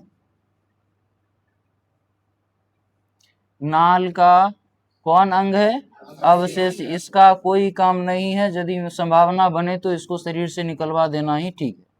ठीक, तो ऑपरेशन में देखना लोग अपेंडिक्स को कटवा के निकल, किसी किसी के अपेंडिक्स में चोट लग जाता है तो इसमें इन्फेक्शन हो जाता है, तो इसमें बहुत सारा बैक्टीरिया, बहुत सारे ऐसे गंदे लिक्विड हो जाते हैं, इसके कारण उसमें दर्द उठने लगता है। तो जब 2-3 बार दर्द हो जाता है तो लगता है कि अपेंडिक्स फट गया तो मर जाएगा इंसान। क्या करते हैं? ऑपरेशन करवा के अपेंडिक्स को काट के निकलवा दिया जाता है। ठीक ना? याद रखना, पहले हमारे बॉडी में तो किसी न किसी काम कर रहा होगा। तो पहले के टाइम में अपेंडिक्स सेल्यूलोज को पचाता था, जो कि हरे पेड़ पौधे में पाया जाता है, पत्तियों सब में पाया जाता है। तो लिख सकते हैं कि यह सेल्यूलोज का पाचन करता था। अब सेल्यूलोज हम तो उतना ग्रहण नहीं करते, उतना क्या ग्रहण ही नहीं करते हैं, तो कोई जरूरी अब है नहीं। ठीक, अपेंडिक्स अब हमारे बॉडी में नहीं है, इसीलिए इसको कौन अंग कहते हैं? अवशेषी अंग कहते हैं। यहाँ पर देखो, एक बैक्टीरिया होता है जिसको कहते हैं इकोलाई, इस जगह पर होता है। इकोलाई का काम होता है हमारे बॉडी में अच्छे के लिए होता है, ऐसा नहीं है कि हानिकारक है, लेकिन ज्यादा मात्रा में नहीं होना चाहिए। इकोलाई भी है तो यहाँ पर ज्यादा नहीं बढ़ना चाहिए। तो यदि मल त्याग करते हैं या यूरिन रिलीज करते हैं, उसमें आपको कौन सा बैक्टीरिया मिलेगा? जो अंदर में है, तो इकोलाई बैक्टीरिया मिलेगा।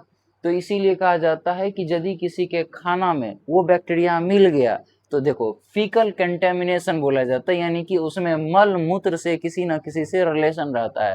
तो जितना भी गुपचुप वाला पानी है ना, उस पानी को लैब में जब सिटी से जब वहां से पानी उठा के लैब में चेक किया गया तो उसमें फीकल कंटेमिनेशन मिला, यानी कि जो गंगा जल, मतलब गंगा जल मीन्स की जो गंगा नदी में वो फीकल बैक्टीरिया होता है, वो बैक्टीरिया वहां के पानी में मिल रहा है। तो गंगा नदी का पानी तो डाला नहीं है उसमें वो, या कहीं मल से तो डाला नहीं है, तो कैसे पहुंचा? अब तुम लोग जानो, उससे ज्यादा हम बोलेंगे तुम लोग गुपचुप खाना छोड़ देगा।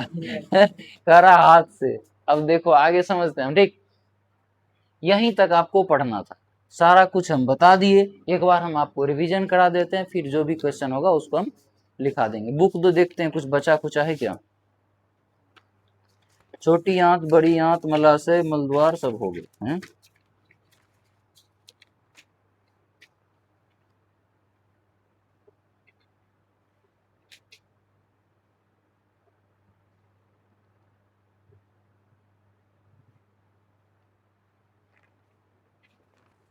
सारा कुछ बता दिए। एक बार हम पूछते हैं, एक एक करके बताना है, अलग अलग वैसे सब हल्ला होता है खाली, ठीक।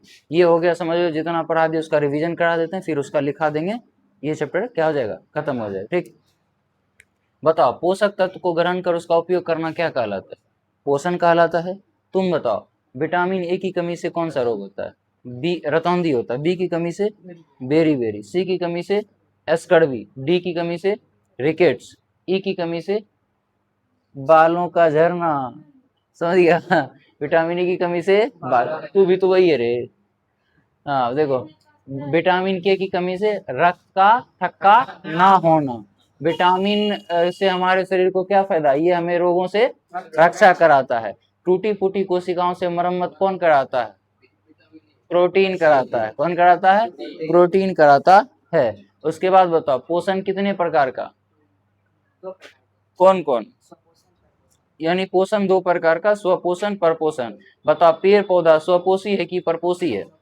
स्वपोषी है। बताओ, पेड़ पौधा के पास ऐसा क्या है जिसके कारण वो स्वपोषी कहलाता है? प्रकाश संश्लेषण की प्रक्रिया। यदि पेड़ पौधा प्रकाश संश्लेषण कर रहा है, इसका मतलब वो क्या है? स्वपोषी है। स्वपोषी। अच्छा, एक क्वेश्चन दिए थे तुम लोग, याद है? कीट भक्षी पौधा स्वपोषी है परपोषी है?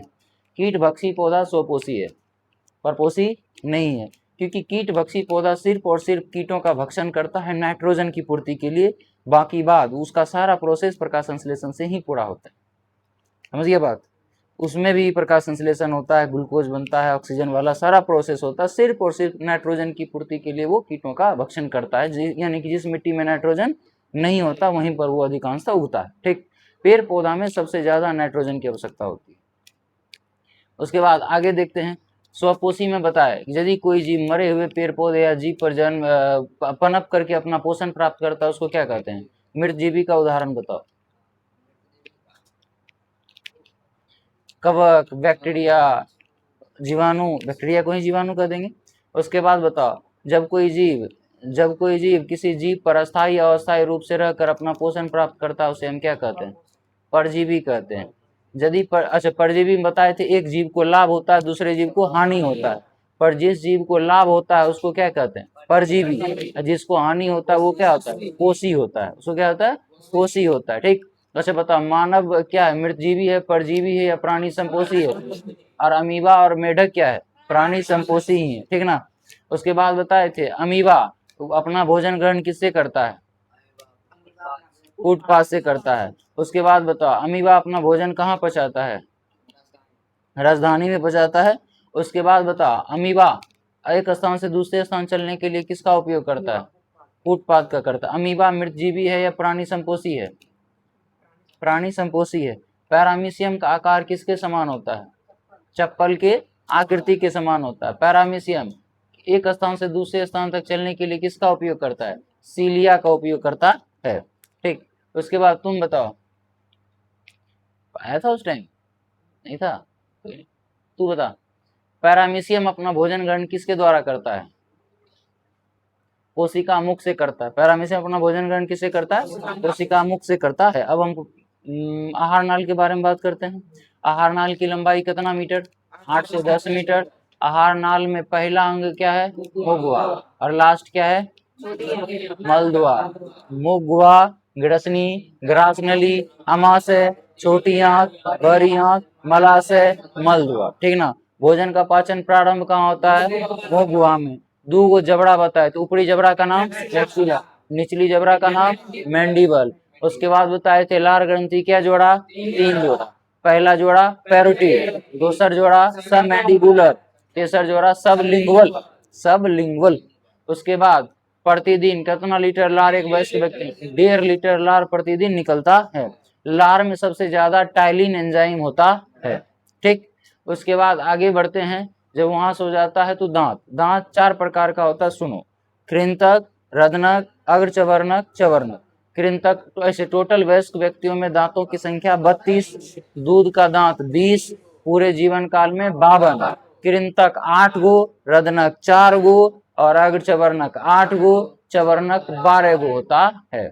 इसका डेंटल फॉर्मूला है 21 23। ठीक, उसके नीचे उतरेंगे तो मुगवा से नीचे उतरेंगे ग्रसनी। और हम बताए थे जब मुंह खोलता है तो इस जगह पर एगो लटका हुआ रहता है, उसको हम यूव्यूला बताए थे, बता दें यूव्यूला। और जीभ जहां ऊपर टकराता है उसको कहते हैं तालू। एक ऊपरी तालू और एक निचली तालू। तालू मतलब तो थो दो धो जितना है उसी तालू में टकरा के बोलाता है। ठीक, याद रखना। यूव्यूला वो टॉन्सिल वगैरह जब पढ़ाएंगे तब, अभी 11th में जाएगा ना तब वो जान लेना। ठीक, अभी देख, उससे आगे जब हम जाते हैं तो ग्रसनी पर आते हैं। ठीक, ग्रसनी में जीभ तो हो गया कि जीभ एक आपके शरीर में, आपके मुंह में है, जो कि भोजन को इधर उधर करने में मदद करता है और स्वाद लेने में, स्वाद को पहचानने में मदद करता है। जीभ का अगला हिस्सा है मीठा, जब से पीछे वाला जो होगा वो तीखा, बगल वाला खट्टा नमकीन। जीभ में जो एक दाने दाने संरचना होती है पेपली, वो है टेस्ट बर्ड। ठीक ना? उसके बाद देखते हैं ग्रसनी। ग्रसनी में छिद्र होता है 2 छिद्र। ग्रसनी में कितना छिद्र? 2। एक कंठ द्वार, एक निगल द्वार। कंठ द्वार को क्या कहते हैं? ग्लोटिस, और निगल द्वार को गुल्लेट। कंठ द्वार जुड़ा होता है ट्रेकिया से होकर के फेफड़ा में, और ग्रसनी जो निगल द्वार जुड़ा होता है ग्रास नली से होकर के अमाशय में। और हमको पढ़ना है किसके बारे में? निगल द्वार के बारे में। निगल द्वार के बारे में पढ़ना है ना। कंठ द्वार तो फेफड़ा श्वसन में पढ़ेंगे। हम बताए थे कंठ द्वार और निगल द्वार के ऊपर में, कंठ द्वार के ऊपर में एक संरचना होती है जो भोजन को निगल द्वार में भेजता है और सांस को कंठ द्वार में भेजता है, वो है एपीग्लोटिस। इसीलिए ग्लोटिस के ऊपर में, इसीलिए उसको एपीग्लोटिस कहते। ठीक ना? उसके बाद ग्रास नली। ग्रास नली मुख गुहा को अमाशय से क्या करता है? कनेक्ट करता है। यहाँ पर एक फैलने सुकड़ने की घटना होती है, इसको क्या कहते हैं? कर्मानुकुंचन। तो पूछेंगे कर्मानुकुंचन आहार नाल में कहाँ हो रहा है? ग्रास नली में होता है। ग्रास नली से नीचे आएंगे तो अमाशय। अमाशय के 3 भाग बताए थे,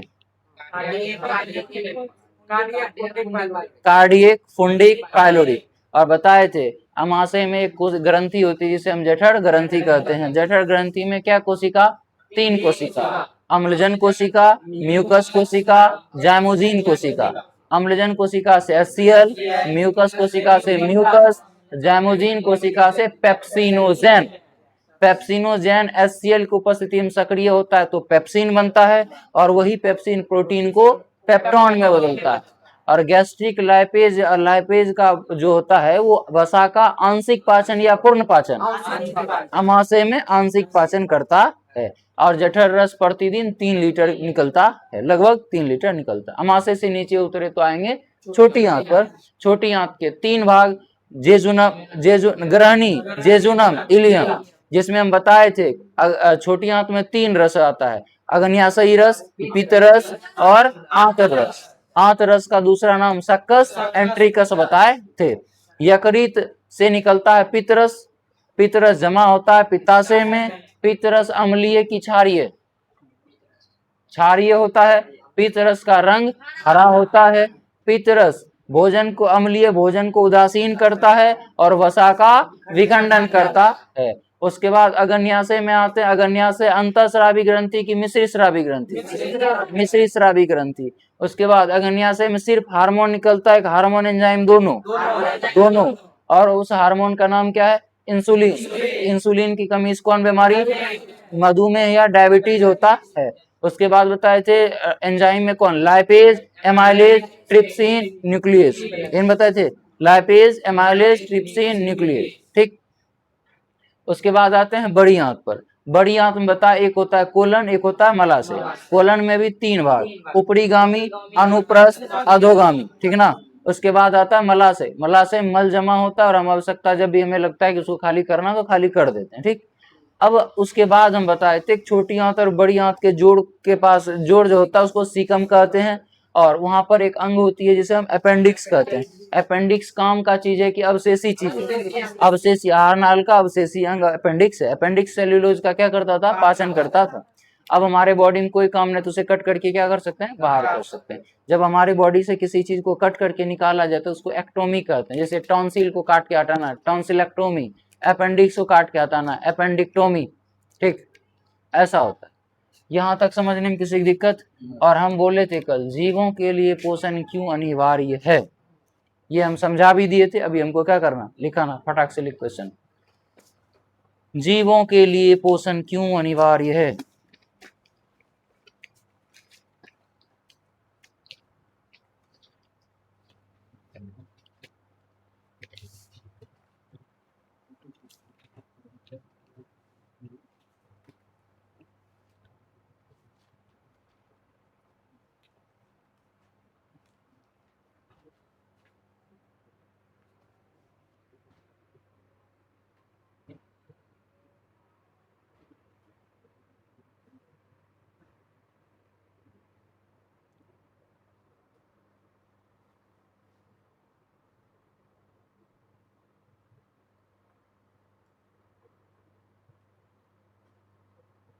आंसर लिखो।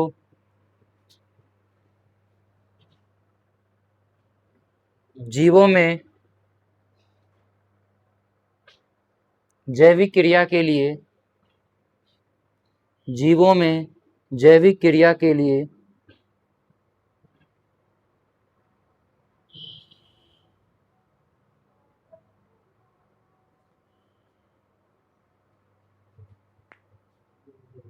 ऊर्जा,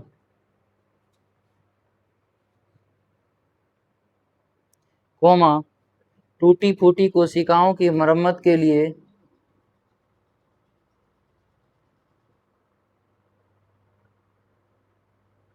कोमा टूटी फूटी कोशिकाओं की मरम्मत के लिए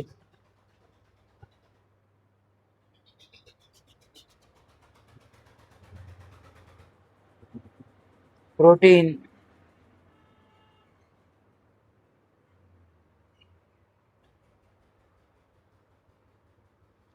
रोग से रक्षा के लिए विटामिन,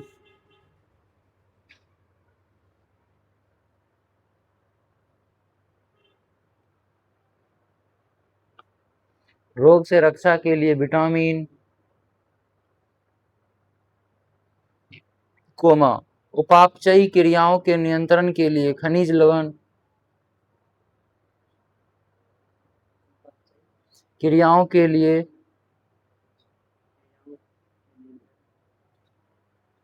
उपापचयी क्रियाओं के नियंत्रण के लिए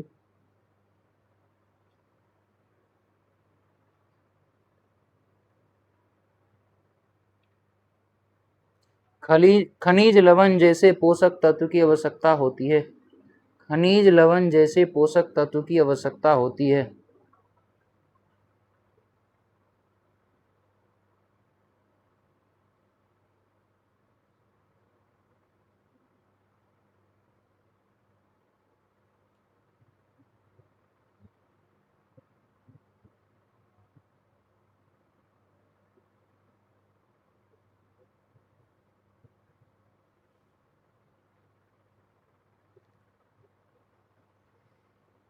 एवं पोषक तत्व को ग्रहण कर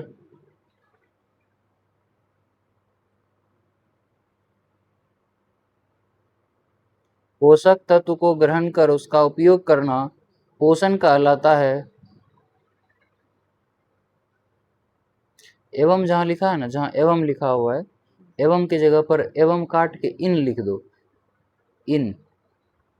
इन पोषक तत्व को ग्रहण कर उसका उपयोग करना पोषण कहलाता है।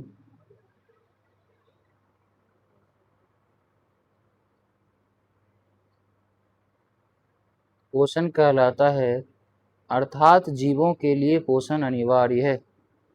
अर्थात जीवों के लिए पोषण अनिवार्य है।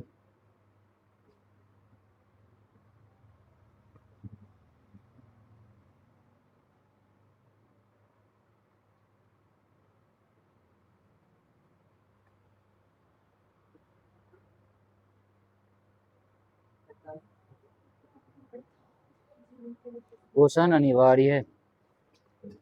अगला लिखिए क्वेश्चन, अगला क्वेश्चन, अमाशय में अम्ल की क्या भूमिका है?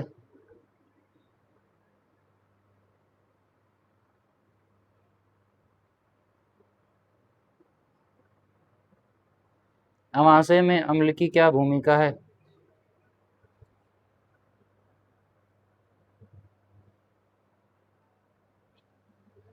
लिखिए। अमाशय ग्रंथि से, अमाशय ग्रंथि या जठर ग्रंथि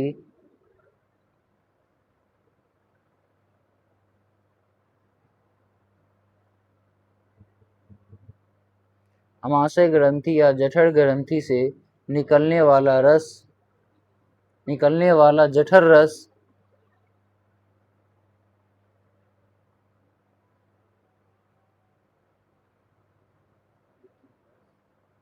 का मुख्य घटक HCl है। मुख्य घटक HCl अम्ल है। का मुख्य घटक HCl अम्ल है।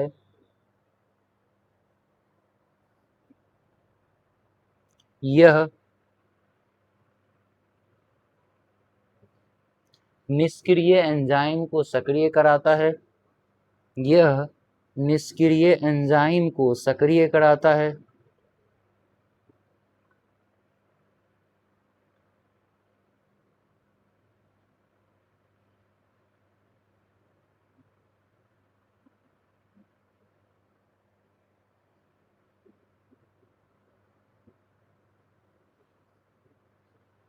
कोमा कीटाणुओं को नष्ट करता है।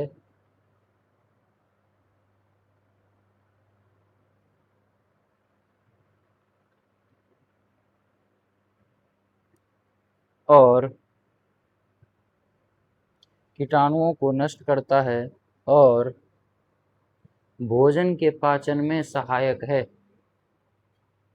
और भोजन के पाचन में सहायक है।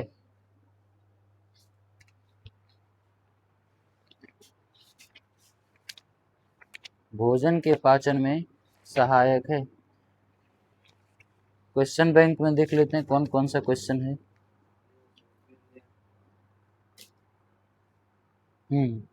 ऑब्जेक्टिव है ना, सब्जेक्टिव लिखा रहे हैं ना। सुनो, कल क्विज कराते हैं पहला चैप्टर। क्या जो नया बच्चा है उसको, जो थोड़ा कम जवाब दे रहा है, जो ज़्यादा जवाब दे रहा है, जवाब ज़्यादा देने वाले को 2 भाग में बांट देंगे। उसके साथ जो थोड़ा कम जवाब देने वाला है उसको भी मिला देंगे। एगो बना देंगे स्वपोषी ग्रुप, एगो बना देंगे परपोषी ग्रुप। देखते हैं स्वपोषी वाला अपना लाज बचा पाता है कि नहीं। कल देखते हैं क्विज में क्या होता है। बढ़िया से इसको देख लेना, क्वेश्चन बैंक जहाँ देखना है देखो। और ऐसा नहीं किसी एक लड़का को खड़ा करके नहीं पूछेंगे, ग्रुप में पूछेंगे। बस कल यदि नहीं भी थोड़ा एक दो क्वेश्चन कम भी जानता है ना, कल यदि बैठ के सुन भी रहा होगा, जो जानता है वो जवाब देना, जो नहीं जानता वो सुनना। ये से फायदा क्या होता है। हम देखो अब इतने बच्चों के लिए क्वेश्चन हम भी बना करके लिखेंगे या करेंगे, इससे बढ़िया हम क्या करा देते हैं क्विज। और हम सगर से क्वेश्चन जो नहीं जानेगा, जो कोई जवाब नहीं दे पा रहा है, वो क्वेश्चन लिख लेगा। जो जान रहा है, जो कभी दिमाग से उतर गया तो याद भी हो जाएगा। क्विज का बेनिफिट यही है कि जो कमजोर है वो भी तुम्हारे साथ घुल मिल करके कॉन्फिडेंस के साथ कहता है कि हम भी दे रहे हैं, नहीं तो दब जाता है। दबने वाला कम ही नहीं होगा। अभी लिखा लेते हैं, कल करते हैं, बढ़िया से देख के आना। हाँ, यदि सब्जेक्टिव भी देख पाओ, अच्छा पूछ देंगे परपोषी का परिभाषा बताओ। एगो तुम बोलेगा, दूसरा ई बोल दिया तो वो बोलेगा मृजीविक परिभाषा। तो प्रकाश संश्लेषण का परिभाषा बता दो, समीकरण बता देगा। तुम बता दो अमाशय अम्ल की क्या भूमिका, वो बता देगा। जीवों में पोषण क्या है, क्यों अनिवार्य है। नहीं, ये भी अच्छा रहेगा। और इससे होगा क्या कि सारा का सारा क्वेश्चन आंसर सब याद है। समझ तो हम पहले थियरी गए थे, हमको याद भी रह गया। तो यानी कि पूरा चैप्टर नॉन स्टॉप बोलने भी दे दिया जाए तो लगभग तो बोल जाएंगे। देख लेंगे तो सौंसे बोल दें क्या। चल लिख, अगला क्वेश्चन लिखो। तो कोई वस्तु सजीव है, इसका निर्धारण करने के लिए, कोई वस्तु सजीव है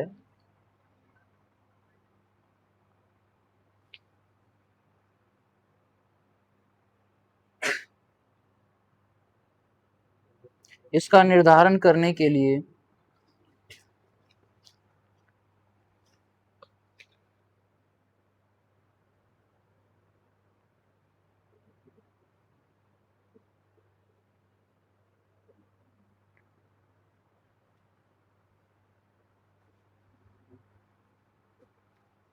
इसका निर्धारण के लिए किस मापदंड का उपयोग करेंगे।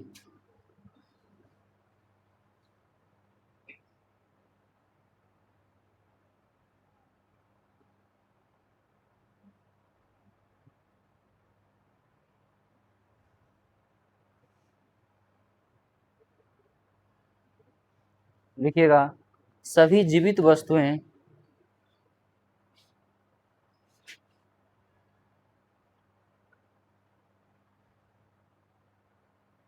सजीव कहलाती है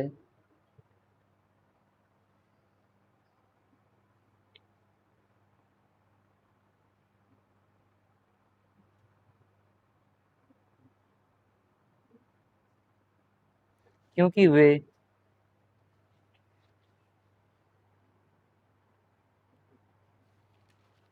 रूप,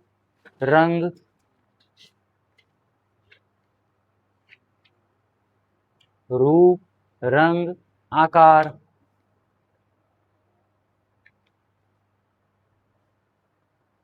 में समान या भिन्न होता है।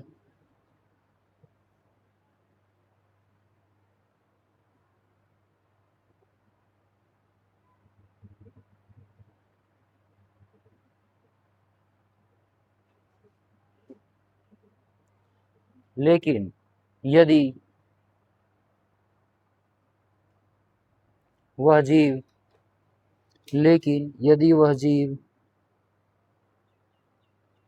गति करता है, सांस लेता है,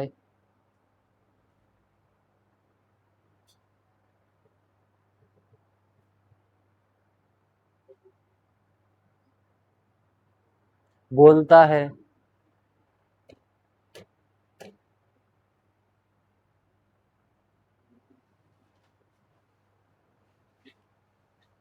वंश वृद्धि के लिए प्रजनन करता है, वंश वृद्धि के लिए प्रजनन करता है,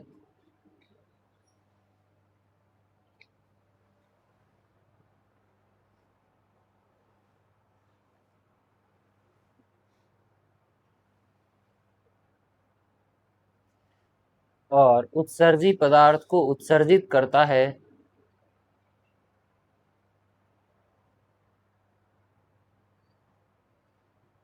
उत्सर्जी जैसे पसीना निकलता है, कफ हमारे बॉडी से निकलता है, मूत्र निकलता है, वो सब उत्सर्जी पदार्थ ही हैं। उत्सर्जी पदार्थ को उत्सर्जित करता है,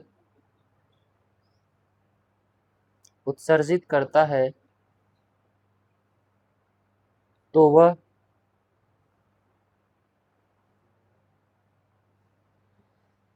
जीव है। एक बार इसको पढ़ो, एग्जैक्ट तो नहीं लेकिन जैसा आप वो लिखे हैं वैसा याद रह जाए।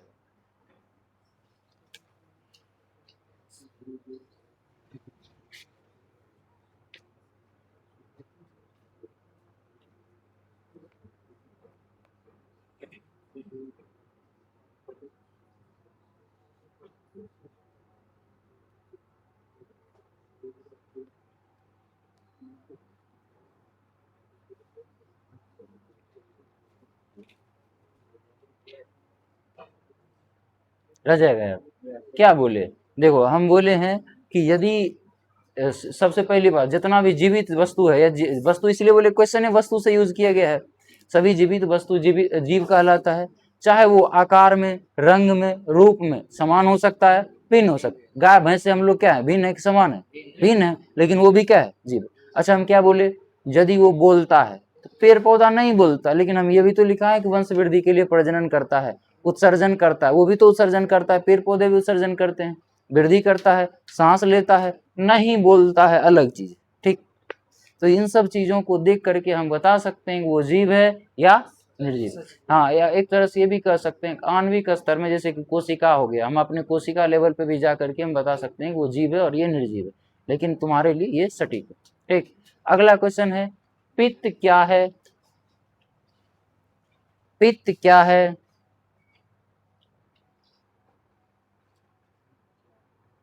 और मनुष्य के पाचन तंत्र में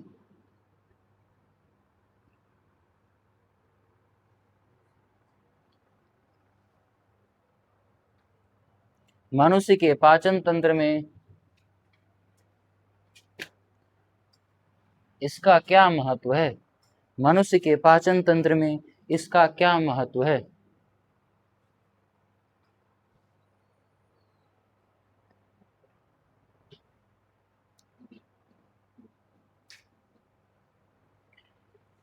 लिखिए, पित्त, पित्त यकृत से निकलने वाला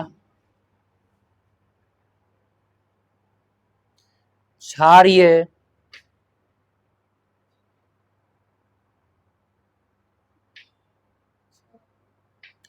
कोमा हरा हरा गाढ़ा तरल रूपी एक पाचक रस है। गाढ़ा तरल रूपी एक पाचक रस है।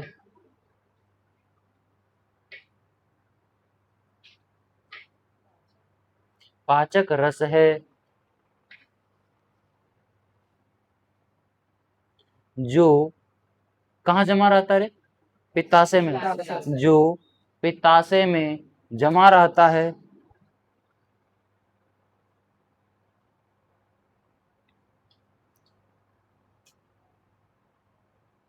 यह अमाशय से आने वाली, यह अमाशय से आने वाले अम्लीय भोजन को, भोजन की जगह क्या लिख सकता है तू? काइम लिख सकते हो, काइम, क्योंकि अमाशय में वो जो भोजन था वो काइम ही था। तो लिखो, यह अम्लीय काइम को, अमाशय से आने वाले अम्लीय काइम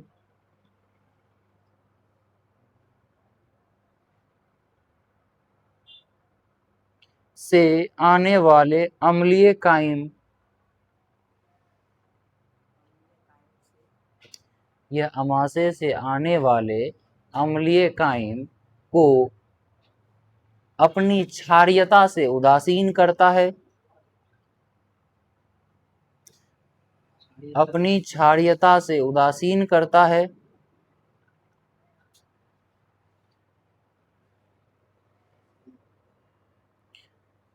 और पित्त में उपस्थित लवण, और अपनी क्षारीयता से उदासीन करता है और पित्त में उपस्थित लवण वसा का विखंडन करता है। पित्त में उपस्थित लवण वसा का विखंडन करता है।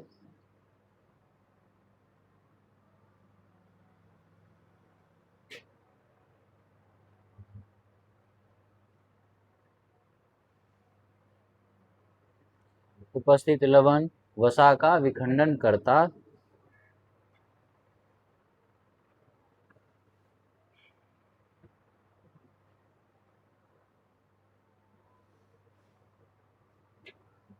हो गया।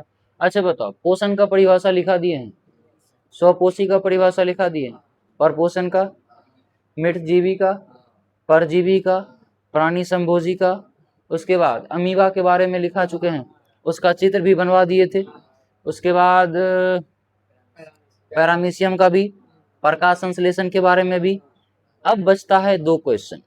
रंध्र भी बता दिए, लिखा भी दिए थे रंध्र कहाँ है, कैसे क्या करता है, चित्र भी बनवा दिए थे। एक क्वेश्चन मेन बचता है, 2 क्वेश्चन को तो बचता है। आहार नाल का संपूर्ण वर्णन करें। जितना बात बताए थे मुख गुहा से लेकर के अभी मल द्वार तक पूरा का पूरा ग्रंथ लिखना है, ठीक, वो लिखाएंगे। और एक बचता है आहार नाल में पाचन की प्रक्रिया बताएं। जैसे कि मुख गुहा में स्टार्च का पाचन हुआ, अमाशय में आते ही तुम्हारा प्रोटीन का पाचन हुआ और आंशिक वसा का पाचन हुआ, फिर आंत में क्या क्या पाचन हुआ। तो ये तुमको हम सिर्फ लिखा ही दिए सारा, 50 लाइपेज वसा का पाचन कर रहा है, पेप्सिन प्रोटीन का पाचन कर रहा है, ये लिखा दिए। आहार नाल का संपूर्ण वर्णन लिखना है। टाइम देख लेते हैं, फिर लिखा 10 मिनट बचा, छोड़ देते हैं, ठीक। हम इसको सुना दें आहार नाल का पूरा वर्णन, तुम कहेगा खुद से लिख सकते हैं। देखो, आहार नाल हमारे पाचन तंत्र का एक सबसे, वही पाचन तंत्र का सबसे बड़ा अहम भाग है, ठीक, क्योंकि आहार नाल खत्म कर दो सब कुछ खत्म पाचन तंत्र, ठीक। तो हम कह सकते हैं कि आहार नाल, कहिएगा आहार नाल हमारे शरीर का सबसे, पाचन तंत्र का सबसे महत्वपूर्ण भाग है। आहार नाल की लंबाई 8 से 10 मीटर होता है। आहार नाल में मुख गुहा, ग्रसनी, ग्रास नली, अमाशय, छोटी आंत, बड़ी आंत, मलाशय, मल द्वार, ये सभी अंग, ठीक। जिसमें बोलेंगे मुख गुहा एक निचली जबड़ा होती है, ऊपरी जबड़ा को मैक्सिला, निचली जबड़ा को मैंडिबुला कहते हैं, ठीक। उसके बाद बोल देंगे कि जीभ में आगे जो होता है वो किस स्वाद को लेता है, मीठा। पीछे जो होता है वो साइड वाला खट्टा नमकीन को लेता है। जीभ में एक पेपली यानी अंकुर संरचना होती है जिसे हम स्वाद कलिका कहते हैं। मुख, अब इसमें दांत के बारे में बता देंगे कि हमारे एक वयस्क व्यक्ति में दांत 32 होते हैं, दूध का दांत 20 होता है। दांत 4 प्रकार के होते हैं, कृंतक, रत्नक, अग्रचर्वणक, चवर्णक। और बताना चाहते हैं तो आप बताइए। कृंतक से हम काटते हैं, रत्नक से चीरते फाड़ते हैं, अग्रचर्वणक से मुलायम भोजन को चबाते हैं, चवर्णक से हार्ड भोजन को चबाते हैं, ठीक। उससे आगे आते हैं तो हम आएंगे लार ग्रंथि पर। लार ग्रंथि 3 जोड़ा संख्या में 6 होती है और लार ग्रंथि से जो लार निकलता है वो प्रतिदिन लगभग 1.5 लीटर निकलता है। इसमें 3 जोड़ी लार ग्रंथियां होती है, पैरोटिड, सबमैंडिबुलर, सबलिंगुअल। लार में सबसे ज्यादा टैलिन एंजाइम होता है, ये हो गया मुख गुहा। उसके बाद लिखेंगे ग्रसनी। ग्रसनी में 2 छिद्र होता है, एक कंठ द्वार, एक निगल द्वार। कंठ द्वार फेफड़ा से कनेक्ट होता है, निगल द्वार अमाशय, ग्रास नली के द्वारा अमाशय से कनेक्टेड होता है। कंठ द्वार के ऊपर एक संरचना होती है, एक अंग होती है जिसे हम एपिग्लोटिस कहते हैं। यह भोजन को निगल द्वार में और गैसों को कंठ द्वार में पहुंचाता। तो उसके बाद आते हैं कहाँ, ग्रास नली पर। ग्रास नली मुख गुहा को अमाशय से कनेक्ट करता है। इसमें से एक सिकुड़ने और फैलने वाली क्रिया होती है जिसे हम गर्मानुकुंचन कहते हैं। फिर अमाशय में आएंगे। अमाशय यह एक बाएं ओर से, उदर के बाएं ओर से अनुप्रस्थ फैली होती है। इसमें जो लिख पाते हैं वही लिखना, जरूर एक सर्जेशन बोले वैसे नहीं लिखेंगे। हम अपनी जानकारी को वहाँ पे दिखाएंगे सही भाषा के साथ, बस। उसके बाद लिखेंगे अमाशय के 3 भाग होते हैं, कार्डियक, कुंडली, पाइलोडिक। अमाशय में ग्रंथि होती है, इसे अमाशय ग्रंथि या जठर ग्रंथि कहते हैं। जठर ग्रंथि से 3 कोशिका होती है, जिसमें कि एक म्यूकस कोशिका, एक अम्लजन कोशिका और एक जाइमोजिन कोशिका होती है। म्यूकस कोशिका से म्यूकस, अम्लजन कोशिका से HCl और जाइमोजिन कोशिका से पेप्सिनोजेन निकलता है। ये तीनों मिलकर जठर रस बनता है, जिसमें कि HCl पेप्सिनोजेन को सक्रिय कर पेप्सिन बनाता है, जिससे पेप्सिन प्रोटीन को तोड़ के पेप्टोन में कन्वर्ट करता है। अमाशय में गैस्ट्रिक लाइपेज क्या करता है, आंशिक वसा का पाचन भी करता है। यदि HCl की मात्रा बढ़ने लगे, म्यूकस की मात्रा कम हो जाए तो अमाशय की दीवार में घाव होती है, जिसे हम पेप्टिक अल्सर कहते हैं। अमाशय के नीचे आते हैं छोटी आंत। छोटी आंत में बोलेंगे कि छोटी आंत हमारे आहार नाल का सबसे लंबा भाग है। इसकी लंबाई 6 मीटर, चौड़ाई 2.5 सेंटीमीटर होता है, 2.5 सेंटीमीटर होता है, ठीक। उसके बाद बोलेंगे छोटी आंत के 3 भाग, ग्रहणी, जेजुना, इलियम। ग्रहणी में 2, एक यकृत का जो नलिकाएं होती है, यानी यकृत पित्तरस आता है ग्रहणी से होकर के, और एक अग्न्याशयी रस आता है, और आंत में ही आंत रस भी मिलता है, ठीक। उसके बाद बोलेंगे छोटी आंत में भोजन का पाचन पूर्णतः समाप्त हो जाता है। छोटी आंत का सबसे बड़ा भाग इलियम होता है। छोटी आंत के बाद बड़ी आंत। बड़ी आंत में एक होता है कोलन, एक होता है मलाशय। कोलन के 3 भाग, ऊपरीगामी, अनुप्रस्थ, अधोगामी कोलन। मलाशय जहाँ पर मल जमा होता है। छोटी आंत और बड़ी आंत के जॉइंट को सीकम कहते हैं, और इसके पास एक अवशेषीय अंग होता है, हम जिसे अपेंडिक्स कहते हैं, जो हमारे अब आवश्यकता के लिए कुछ भी नहीं है ये। और बाद में जो मल होती है वो मल द्वार के रास्ते बाहर आहार नाल का संपूर्ण वर्णन चित्र सहित करना है तो चित्र बना दीजिए। चित्र बनाने के लिए भी सिखाएंगे क्या, देखते हैं। चित्र बनाने के लिए तुम कहेगा कि सर जी हमसे क्या नहीं होगा, तो ये नहीं होगा, ऐसे कर सकते हो, हो जाएगा, ऐसे होगा, ऐसे होगा। यदि तुम देखो अब होगा, ई कर सकता है कि नहीं कर सकता है, होगा ये। इसको क्या करना है, इसमें से हल्का सा मिला देना है, मिला करके ये ठुड्डी देता है दे देगा, हो गया, कुछ नहीं करना, हो गया। इसको इस तरह से कर दो, इसको इस तरह से कर दो। यहाँ पर क्या था, लार ग्रंथि था, इस तरह से लार ग्रंथि दे दो, ये हो गया। अब कुछ नहीं करना है, अब क्या करना है, ऐसे कर दो, कर देगा, फिर इसको ऐसे मिला दो, हो गया। हमाशय के बाद यहाँ से क्या करना है, छोटियाँ, छोटियाँ देख तो गिजल गिजल रहता है वो भी कर दो, या तो तुम सीधा ऐसे कर देना, ठीक, नहीं तो थोड़ा सा ऐसे ऐसे कर देगा, और क्या ये कर देगा। यहाँ से थोड़ा सा चौड़ा बना, ऐसे कर, ऐसे बना, ऐसे बना, ऐसे बना, ऐसे करके यहाँ पे घुमा दो, इससे होकर के निकल जाएगा, इससे निकल गया, फिर यहाँ पर लाना है, फिर इस तरह से, फिर घुमा दो यहाँ से, और यहाँ से होकर के मलद्वार हो जाएगा। यहाँ पर क्या करना है आपको, एक यकृत लगाना है, इधर एक अगन्याशय लगा देना है आपको। यदि इसको कंधा देना है, आपको एक सहारा बनना है, इसका सहारा बनना है तो बन सकते हैं। एक दो बार प्रैक्टिस करिए, आपसे हो जाएगा। हम रफली बना दिए हैं इस तरह से। करना क्या है, तू क्या सोचता है, एक के बार में ऐसा नाक बनाए, मुंह बनाए, इसको मिलाए, इसको मिलाए, उसके बाद खींचे, फिर इतने गुण किए, फिर क्या बनाए, हमाशा, फिर क्या बनाए, फिर क्या बनाए, फिर क्या बनाए। तू क्या करता है, हमाशा एक साथ एक रीत बना देता है, फिर इधर सोचता है गनिया से बना दे, नहीं करना, छोटा छोटा कर। अच्छा एग्जैक्ट नहीं बना पाएंगे, नहीं बना पा रहे हैं से अच्छा है कि कुछ बना पा रहे हैं, कुछ होगा तब उसमें कुछ अच्छा कर देंगे, समझ गया। शुरुआत कर तो हो जाएगा, घर में प्रैक्टिस करना है इसको। और एक होमवर्क है तुम लोगों को, क्या होमवर्क है, आहार नाम का संपूर्ण वर्णन, जैसे करके आओ, इतना को करके आओ, तो इतना करके आओ, लेकिन अपनी भाषा में लिखो, ठीक। सर जी के का उतार के लाना, कोई दिक्कत नहीं, हम बस चाह रहे हैं कि तू बैठ के उतना कर, उसमें 2 लाइन जो नया बच्चा है वो थोड़ा भी कर। और कल क्विज होगा 100 पोसी पर पोसी, जो जीतता है उसके लिए प्राइज, जो नहीं जीतता है उसके लिए फर्स्ट किया है। ऐसा कुछ भी नहीं, मारने पीटने वाला काम नहीं करना। नूनू बाबू करके तोरा को पढ़ा लेंगे। जल का पाचन, जल का अवशोषण बड़ी आंत में होता है, जल का अवशोषण। लास्ट क्वेश्चन ये था। और किसी को कोई क्वेश्चन है, किसी को कोई तकलीफ इस चैप्टर में, कोई दुख, कोई पीड़ा, कोई कष्ट, जल जल से जामा से ये कराना है, जाएगा तो ऑनलाइन नहीं है ना, मुंह से डायरेक्ट बड़ी आंत में दे देगा, लो व्हाट्सएप से भेज दिया, नहीं, जो रास्ता है उसी रास्ता से होकर के जाएगा। और यदि भी कोई क्वेश्चन है तो आप कल भी पूछिए। इसको कोचिंग रास्ता जी बताते फेफड़ा तुम सुना गलत होगा ना।